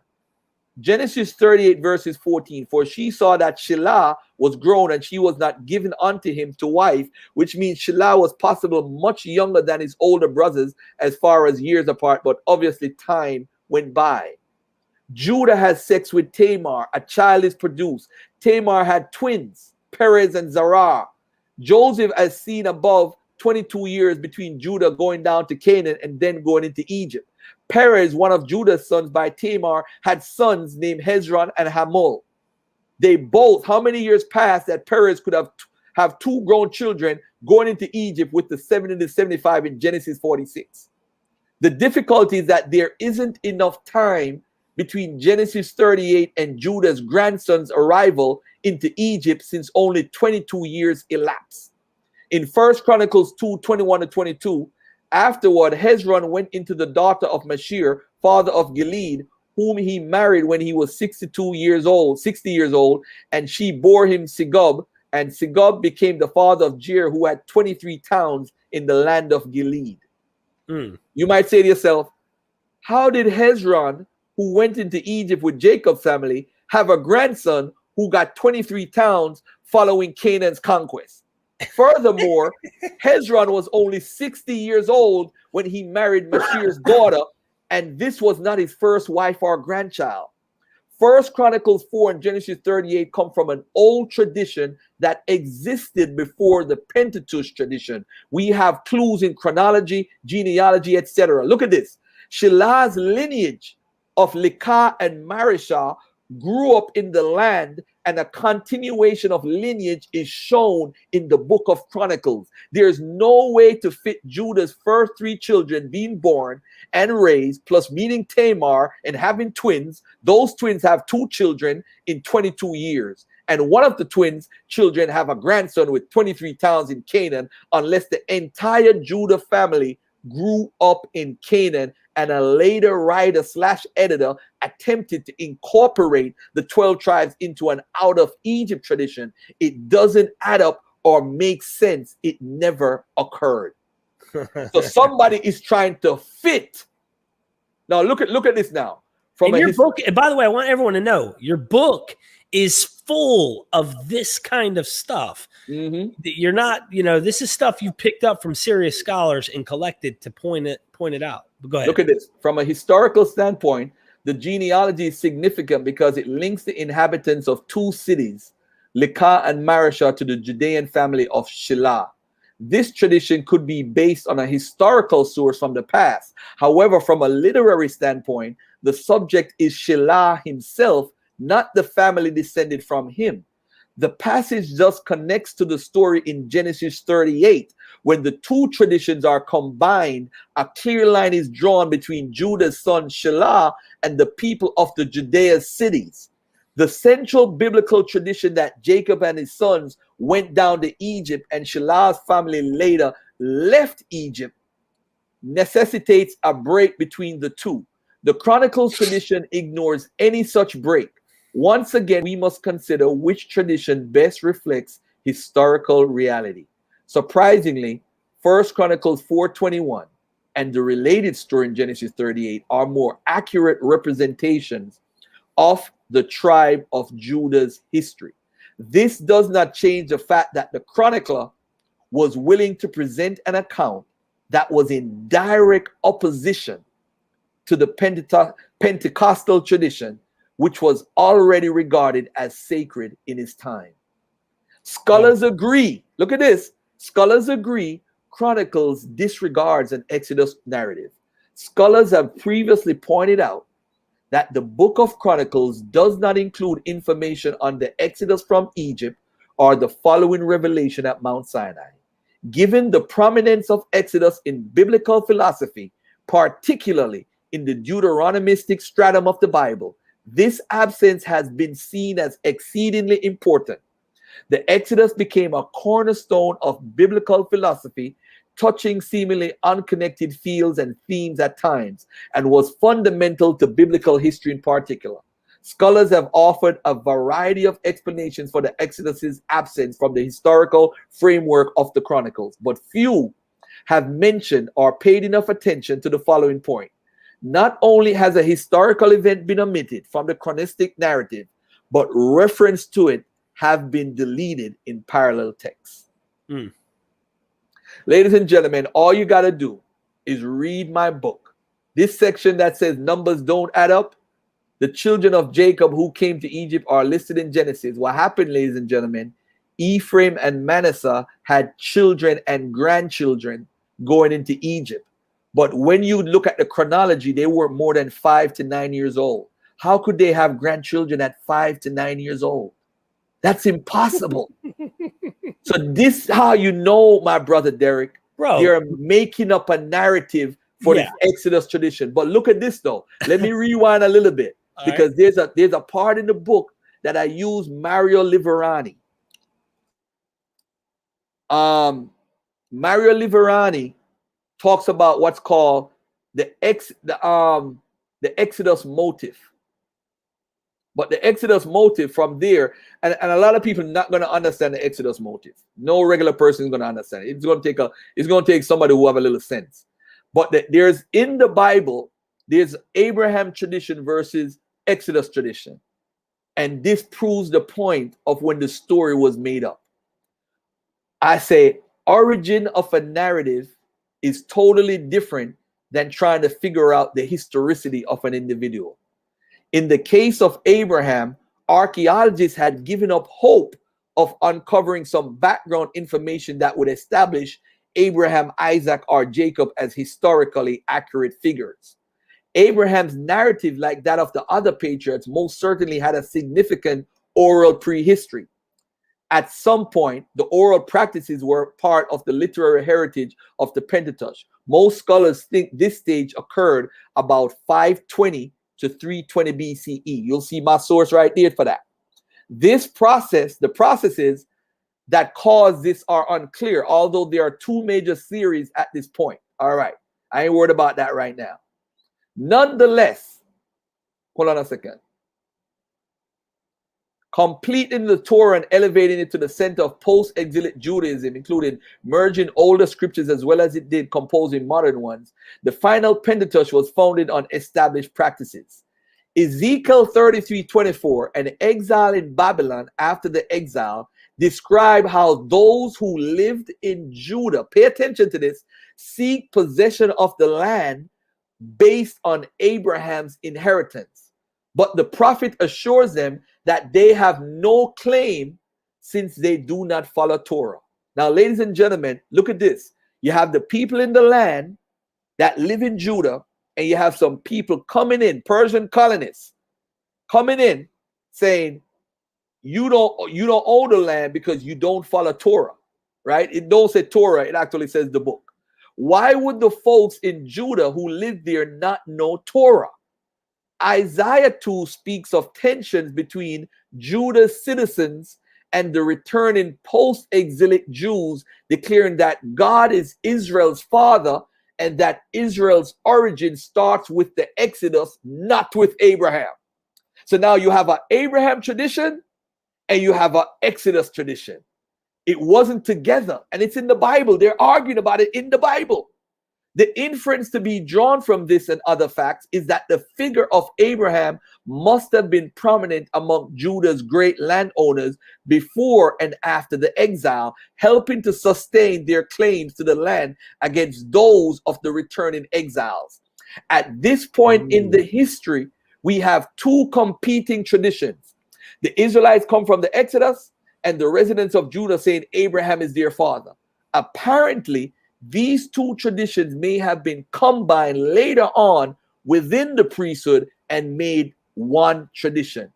Whenever this occurred, the Pentateuch may have been in its early stages because it's not observed in the Elephantine Papyri. Now watch this. I bring up the Elephantine Papyri twice because I bring it up in the chapter on the Passover and I bring it up in this. Watch this. The Elephantine Papyri don't have nothing to do with no Torah. And of course, Russell Gemerkin rips this apart. And they're basically asking the community for help as far as rebuilding a temple. You know, in the Torah, it say you can't have no other temple outside of Jerusalem. They're telling them how to worship, how to do Passover. Guess what, ladies and gentlemen? They had a Passover and it had nothing to do with the Exodus or Moses. How do you celebrate Exodus and Passover? Then Garfield could say, okay, Garfield, you just killed the whole Exodus, right? Watch this now. Let's go to the chapter on the Passover. This is some serious stuff going on in this book. I tell y'all, this is like 80 books wrapped up into one book. You have to check it out. You have to get it. www.brothergarfielduniversity.com. Go get the book. Now look at this now. The conquest of Canaan just was released. So the conquest of Canaan, right? Look at this. You have Joshua writing versus Joshua. Now look at what Finkelstein and Mazar, they wrote a book in 2007. Was it 2007? Yeah, Israel, Finkelstein, and Mazar combined. Why the conquest of Canaan don't make any sense? Egypt's control of Canaan through the late Bronze and early Iron Ages was strong enough to have prevented the sort of invasion depicted in the book of Joshua. The collapse of the Canaanite late Bronze Age city system was a gradual process over several decades.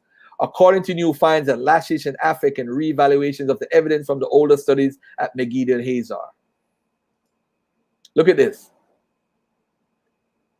Key sites in the book of Joshua's conquest account, such as Jericho, Ai, Gibeon, Heshbon, and Arad, were either uninhabited or insignificant small villages during the time of the late Bronze Age. That means when Joshua conquest happened, there was nobody to conquest, and these places that he talked about, nobody was living there. It makes no sense. Why would the writer do that? Because he's writing from a later time period. But Israelites had Canaanite origins. Earliest Israelite settlements are Canaanite. The cult objects represent Canaanite god El. Pottery remains are Canaanite. The alphabet uses Canaanite. I didn't go in volume 2. I'll go into all of that. Look at this part in this chapter. I use Joshua writer versus Joshua writer. In one part, Joshua is saying one thing, and in the other part, he's contradicting what he wrote earlier.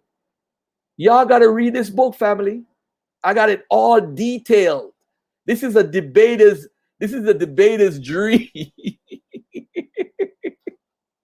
Look at this, what I wrote. Theology versus science. From a fundamental biblical perspective, the Bible story is true. From a scientific perspective, some sort of external evidence would be required to draw a conclusion. A balanced approach would require archaeological evidence or verification from an external source to support the historical narratives of Joshua. Applying a methodology makes this easier for all sides. In the case of Joshua, here are some suggestions. 13th century BC, we have Egypt, Hittite, Assyrian empires available to document this unbelievable invasion and conquest story. Evidence of walled cities and towns in Canaan during that time period. The actual cities and towns mentioned in Joshua were destroyed based on archaeological evidence. Shift in social behavior norms, evidence of new people taking over from other peoples of a different culture, as you get in the Americas when Europeans came over, bringing with them their own culture different from that of the American native Indians. Conclusion, based on the 4 examples above, can we verify the Joshua narratives? In my Maori voice, the answer appears to be no.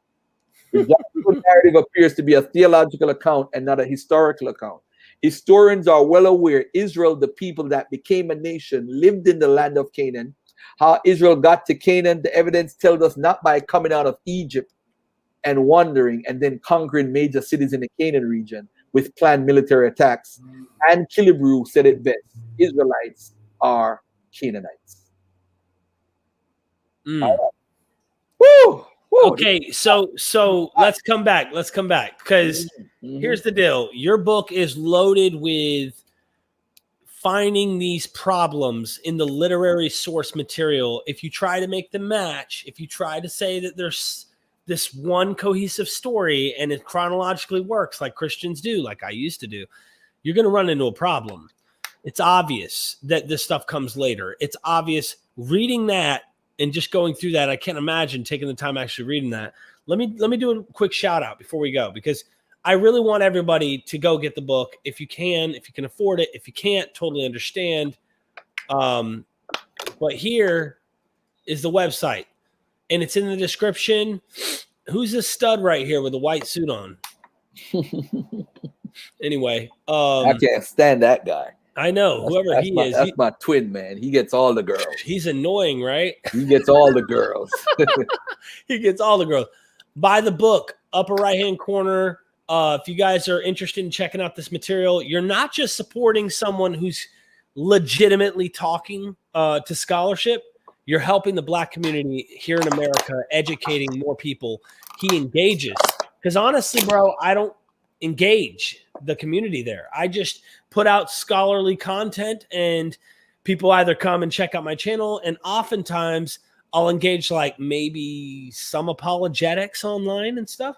But you're hitting a part of America that I think really needs to see scholarship, and the names that you're tackling, the names you're encountering, I think is really, really important that people check it out, help support something that means a lot by just getting a book. Reading this material means a lot. You can also subscribe to his YouTube channel. That's in the description as well. And also, I was going to mention something. You see this video right here, Garfield, that I got up on the screen? The Exodus invention. Dr. John J. Collins said when I interviewed him, and this is on my Patreon. Here's my little shameless plug. Make sure you go, because I got like 40-something videos I just put out. They're all on Patreon. John J. Collins, Joel Baden, Andy Laban-Pagels, all three on the Patreon early.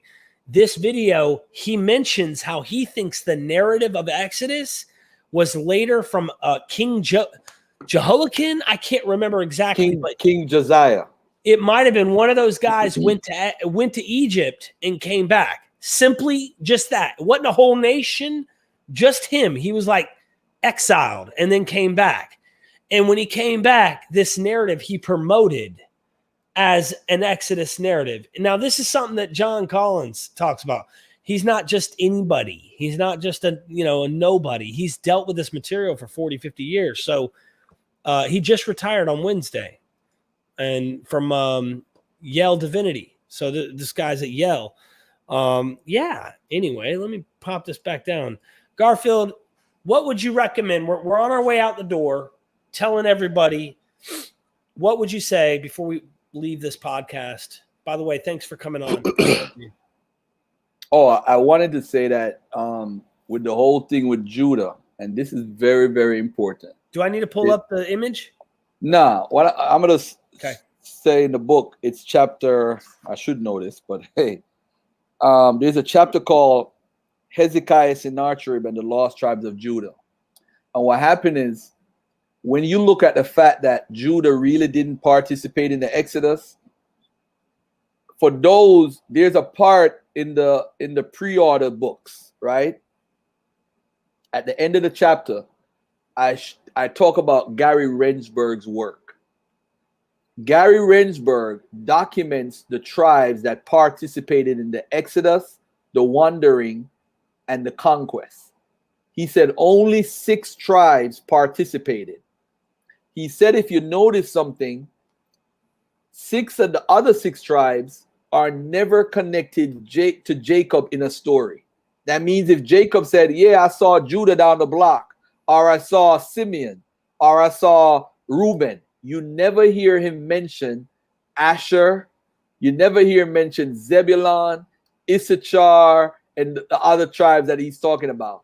And Gary Rensburg is a believer, by the way. He's a top believing scholar. And he's saying that those tribes never participated in the Exodus at all. And if you look at the narratives of the Exodus, you don't see those tribes at all. He's on point. And he said, if you look at the Jacob stories, you don't see them either. So they really weren't connected to Jacob. But the trick is, those tribes are from the handmaidens or late kids to either Rachel or Leah.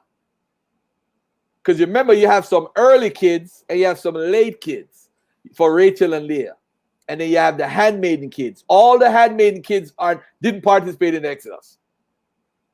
And this is very, very important, because now you start dividing up the tribes into who participated, who didn't participate. But then you see by what I showed with Genesis 38 and 1 Chronicles 4:21, right, that there's no way Judah could have gone, because his kids that had kids, they all stayed in the land and had more kids and continued to live in the land. So Judah didn't participate. But guess what happened? Judah had to be the number one tribe, because remember, you had Reuben, you had the first kid, you had Reuben, you had Simeon, and then they all did something and made Judah the main guy in Genesis 49. They gave him the scepter. Judah, you're the guy. So that's when you know the priesthood is now writing from like around the 7th century, 6th century. They're writing down like, yo, Judah, we the shit, man. But what kills Judah in a sense is the Song of Deborah. The Song of Deborah is considered one of the oldest books in the Bible. Judah as a tribe is not mentioned in that. And then Deborah snitches on Judah. I'm going to tell you how Deborah kills the tribe of Judah. Deborah says, these are the tribes in Israel that participated and decided to help me. Then Deborah named the tribes that didn't help. Once Deborah named the tribes that didn't help, and you didn't see Judah there, and Simeon and Levi, you're like, what happened? So at that particular time in history, Judah was not a tribe in the history of that region. And guess what you do now? How do you use a methodology? You try to match that up with the anthropology and archaeology. What was the archaeology of Judah at the time of when the Song of Deborah is supposedly have written. There's nobody living in Judah at the time. It's sparsely populated. So hence, they wouldn't be a tribe because ain't nobody in Judah at the time. And guess what? There was no Manasseh at the time either. There was Mashir, but later on in the story of the Bible, Mashir is like a son or grandson of the tribe of Manasseh. You see how the Bible works? It evolves. Different writers evolve. So now we don't care about Mashir and Gilead anymore. What we care about is the fact that we now we have a confederacy and we're going to name these people such and such and such. It's like the tribe of God. The tribe of God is one of the 6 tribes that didn't participate in Exodus. The tribe of God, the tribe of Asher, the tribe of Zebulun, Issachar, and 2 other ones. They didn't offer. They didn't offer anything at the time of the Exodus. But what we need to understand with God is this.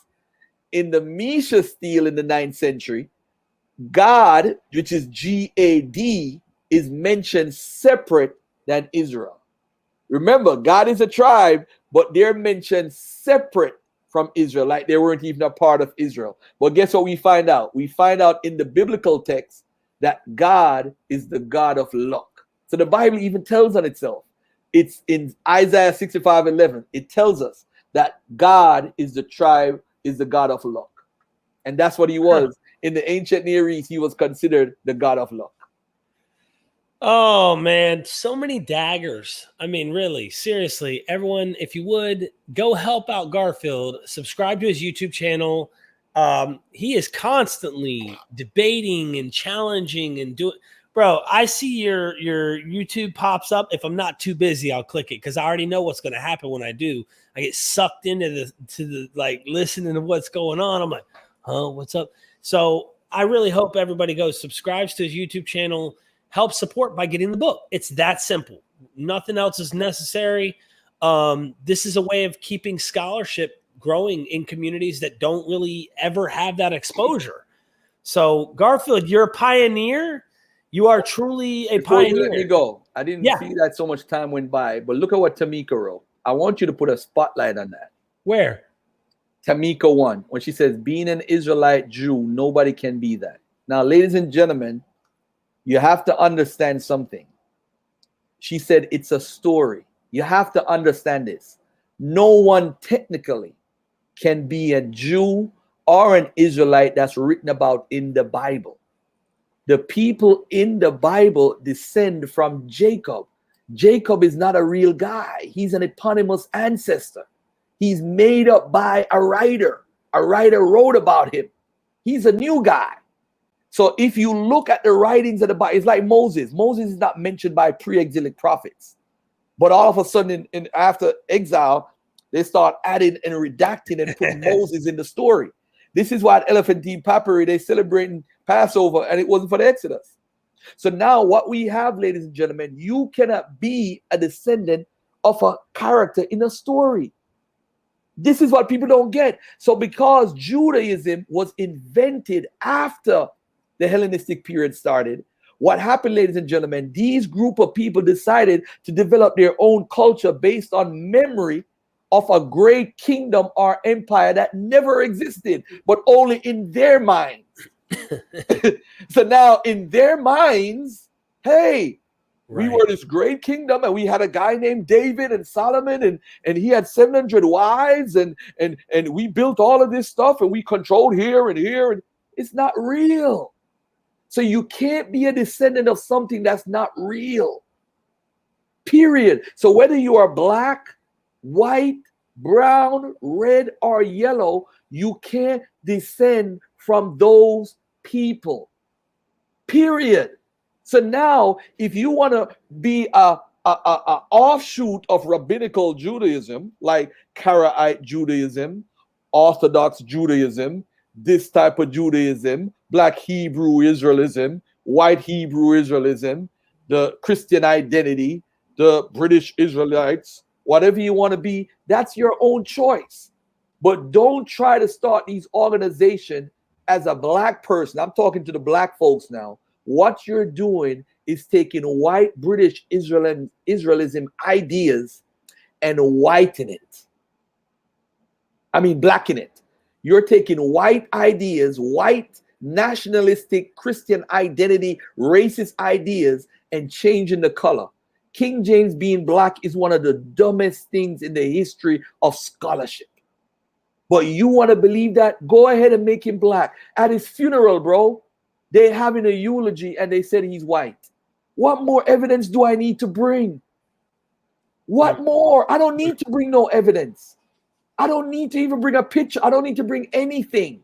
They described him as his hair is brown and his skin was ruddy or whatever. And then you had images of him, which he authorized for him and his wife. His wife has a picture with a black person in the background. So if she was black, why didn't they make her black? These are the things, ladies and gentlemen, we got to do better. And my job is to help our community be better at scholarship. We are 40 years behind. We got to catch up. The African Americans got to catch up. We got to catch up, man. We have to. And this is why we're looked on. When I ask these scholars to come on, some of them said to me, "Now let me have a conversation with you first." He's like, "Yeah, because I know some of these people, they try to have me come on and say, oh, should the Sephardic Jews or Ashkenazi Jews pay reparations?" And so they're scared to come to talk to somebody black. They scared we trying to one up them. So when they had to come, when I did the 20 for 20 scholars, bro, a lot of people were surprised I was able to have a sit down with some of the top scholars in the game. I sat down. There's a lady by the name of what's her name? She's one of the greatest minds. I was literally intimidated by her during the interview. She's sharp. I'm like, how the hell? She's sharp as a rock. Sharp. I'm like, whoa. I'm telling you. And I was able to have conversations to show them during Black History Month that we got scholarship over here too. We know our shit too. You know what I'm saying? So color don't matter with scholarship. Yeah. It's just that I'm into this. Nobody else in my community really is into this. They're into it a little bit, but they're not into it as deep as I am. This is what I'm into. Yeah. Well, I hope you start a trend. Honestly, I hope this becomes a bigger thing. That's what I'm trying to do with Myth Vision, is to get more people jumping on various thoughts from various scholars to understand what this book is. Because honestly, I don't care about all these other claims out here. You know what I'm saying? I'm with you. Take it to the book. Once we see what its original source was, we can attach ourselves to Cinderella story if we want. But my point is creating fictitious narratives that divide us as humans. It's ridiculous. We got to grow up. And I really do appreciate everything you said, man. Seriously. Hey, can I just share my screen and show this lady real quick? Her name is Hindi Najman. She is one of the greatest minds. Yeah, show it. Yahuda Ben Israel, I'm glad you gave $5 when you made that crazy comment. I was going to say, the scholarship that you have isn't yours necessarily. This is other people's scholarship. But yeah, this is her right here, Hindi Najman. She's one of the greatest minds ever. And by the way, you know how to kill the Hebrew Israelites and the black and the white Israelites who deal with British Israel? Let me give you 3 things that kill them. In my book, I document the lost tribes of Israel, right? 90% of them remained in the land, so they weren't lost. I also document that they became part of the army of the Assyrians, so we know where they went and what they did. They even owned slaves when they were in Assyria. We know exactly where the people went. So there's no such thing as a lost tribe of Israel. The second dagger, Judah, in my chapter, Sennacherib and Judah is taken away. 90% of Judah is taken away. How come they're not talking about the lost tribes of Judah? Nobody talks about it. So this is something that I am bringing. I actually originated that thought, the lost tribes of Judah. No, you'll never hear that in scholarship. I made that up. Watch this now. The third thing is Second Esdras. Hindi Najman wrote a whole book in Second Esdras. They believe Second Esdras was written 5th century BC by the real Ezra. No, it was written in the AD era after 70 AD. Those three things kill all lost tribes argument. You can't be lost if you weren't lost in the first place. That's why I call the chapter "The Lost Tribes Have Been Found." How can you know? How can you tell me where the lost tribes if they're lost? The dumbest thing ever. Look at yourself, black man and woman. How could you believe that? Now look at this. Second Esdras was written in 70 AD. There's not one scholar on the planet that claims it's a BC era book. Not one scholar. They said it's a BC era book because they don't understand scholarship. They don't know textual criticism, how to date books, how to look at certain words, what are they writing about? Bro, I'm a beast at this. Yes. Those three things kill it, because when the 90% of Judah is taken away, who are the Jews, who are the Judeans that they say that 1 million went into West Africa during 70 AD war? It wasn't indigenous Judeans. It was Roman citizens, because Judah was no longer the Judah, the geography that we have from the Persian period or from before. It became a part of what northern Israel was. They called Judah. They expanded it after 6 AD. It's a total different Judah. It's not the same. So now you still have religious Jews, but most of the people that lived there were Greeks, were Edomites, were Moabites, Ammonites, all type of different ites that we don't even know about. So the bottom line is, the lost tribes myth has been destroyed in this little book right here, 250 pages. You better cop that. You who believe that you are Israel, you are lost. You are the only lost people that we know. You are lost. You are totally lost. None of them, I guarantee you this, none of them can stand up in front of me and my scholarship. Not one. They are done. You know what's interesting, Garfield, is you actually, and you've showed this on your channel, I've seen you actually go in the streets and actually debate in person with these guys. Have you ever had anyone try to fight you? I mean, I can imagine you piss him off. This stupid guy one day, he's so dumb. He tried to get me kicked out of this barbecue because he said, oh, I was a Hamite. You see, and that's another thing. There's no such thing as a Hamite. That's a writer that made it up.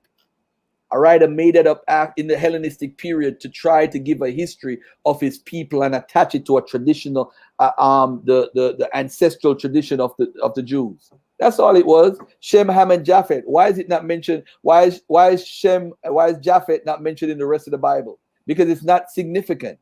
It is not significant. They made that up. They added it on. These are people writing. You don't know when the book was written. This is the key. If you don't know when the book was written, you don't have a clue or an idea of what you're talking about. If you don't, all right, you're a Hamite, man. Okay, when was that written about in the Bible? Show me when it was written. Who wrote it? When? Give me. Show me Jews in history. And this is how you get them too, man. Let me show you a dagger right here. Hold on, let me show you a dagger, real dagger, real quick. Hold on, look at this. Look at this dagger right here. Anytime any Hebrew Israelite, black, that is, or even those crazy guys, ask them, do they? yeah. Watch this. I'm gonna get him right now. Watch this. I'm gonna put a dagger right on the screen for you. Look at this dagger for these guys. These guys are nuts. Absolute nuts. Hold on 1 second. Let me see something real quick. Let me see. Where is this? Boom, boom, boom, boom, boom. Boom, boom, boom, boom, boom, boom, boom, boom, boom, boom, boom. I think I got it. Here we go. Right here. Right here. Let me share my screen real quick. Now, ladies and gentlemen, this is a primary document from the BC era. Ask them if they could read this. Ask them, can you read this? You say you are hala shambala, whatever you want to call yourself. Can you read this? This is what your ancient culture, this is what they wrote in the 700 BCs. This is how they wrote, 7th century. Can you read this? Craziness. I see somebody in the chat just talked about Ethiopians. I never got to talk about this. This was the hardest chapter for me because of my Jamaican background. Ethiopia is not Ethiopia. Come to find out, bro, where Ethiopia was not the area that the Bible was talking about with Ethiopia. That was one of the most depressing things I had to write about. It's the wrong place. Sorry. Haile Selassie couldn't be the descendant of anything because he's technically not from the place where Ethiopia really was or what Kush is. And it changed after Izana conquered a certain area. They started calling themselves Ethiopians, and then they changed it in the Bible. They changed it in the Bible to Ethiopia. I don't know why they did that. They should have kept it as Kush, but that's what caused the confusion and have these people believing that they're special. And then when Eldad the Danite wrote the story of how there were Jews in Ethiopia, that's when they started thinking Jews were in Ethiopia. He said he was captured, and these people called the Ramarians fed his fat friend and ate his friend. They were cannibals, so they started to feed him to make him fat, to try to make him to eat him too. But he was too sick, and then he got powers like Samson because he called himself the Danite. Like Samson. Samson was the Danite, so he had extraordinary powers. So he said that, and that's why Ethiopians say they're from the tribe of Dan because of him. The Christians now wanted to counteract the Jews. They now came up with the Prester John story, the fake story, who never existed, and said there was gold in Ethiopia with a Christian king called Prester John to counteract Eldad the Danite. So both of them started making up stories and added on. The Portuguese now said they're going to look for gold in Ethiopia, looking for a trade route, ended up in West Africa, and that led to the slave trade. Craziness. Well, craziness. Look, ladies and gentlemen, go get the book. Join the Daggerites, okay? They're real people. They're not a complete myth. They're legit. They exist. They have a YouTube channel, and they are constantly looking at scholarship. And I'm going to be hitting you up about getting other scholars to come join you and come hang out on the channel. Vice versa, because you got a bunch of connections and like people that you shoot my way and let me know, and I'll keep interviewing. Let's keep doing this, man. I need you to get what's her name? I'm gonna send her an email and see if we have that same connection, if she feel comfortable, and just let her know that you're interested in she's the greatest out of all the scholars I've ever interviewed. She's the greatest mind out of all of them. Wow. I love Russell, and I love Dr. Carrier. I'm telling you, her mind is what I mean sharp. Oh, and bro, nothing gets by her. What is her expertise in? Judaism on a whole. Okay. You can talk about anything, and she talks about the redaction of the text and how you can't just look at the text how it is, and Second Esdras, and she wrote a whole book on Second Esdras. I'm gonna have to check her out. Send it my way. Don't forget, ladies and gentlemen, I've got the Patreon with tons and tons and tons and tons and tons and tons and tons. And I can't even tell you how many videos. Also, get the book. It's in the description. Go get it right now. If you buy the book, I hear salvation comes with a purchase, eternal life. That's what I hear. I don't know if that's just a rumor or if someone wrote that myth up. I'm highly confident on that. I have more faith that salvation comes with the purchase of this book than I do that the Exodus happened. I'm just by the way, Sarnetta just started my video, the interview that I did. So that's live on Sarnetta Studios right now. So I'm gonna go check that out. And thank you for having me on, beloved. Sarnetta Studios right now, my interview going ham on these Hebrew Israelites. All right, bro. Hey, thanks for having me on, man. Thank you. Out. All right, man. Peace. Ladies and gentlemen, there's Dagger Squad, my friend Garfield. He's like me. He's an inquiring mind, except he's an author now, and he's really proud of his work. And I don't blame him one bit for being proud of what he's produced and what he's put together. There's some really interesting stuff there. I really hope that you guys check out his book. At the very least, go subscribe, check out his channel, encourage him in the path of trying to educate more and to get more scholarship on. Think that that's going to change us in a better direction and realize, look, we're all pink underneath. You know what I mean? We all bleed red. And these ideologies, I don't know, but I had such guilt when I was a Christian all the time. Don't get me wrong. There were great memories. there were a lot of things I miss, if you will, if you think hard on them. But life is so much better now that I don't have to live in that kind of worldview. And I'm looking at reality for what it really is. So I really do appreciate all you guys and the support that you guys do. Consider checking out the Patreon. I'm going to drop a video here in just a minute, little 10-minute, 9-minute plug on the videos that I just launched so you can guys get a sneak peek. And come up on the 9th, I'm interviewing Dr. James D. Tabor, and he's in Charlotte, North Carolina, right down the road from me. We got a lot more scholarship coming. My cameras, all my high definition cameras and stuff that are get all the in-person interviews with my audio setups, all that. I got a bunch of books from Dr. John J. Collins. I mean, really everything you see just about, and then there's a bunch back here and a whole box inside. There's so much more coming. So, love you guys. Seriously, I appreciate you. You may not agree with everything that people bring on here, but that's fine. We're going to keep educating, keep learning, and keep sharing the information.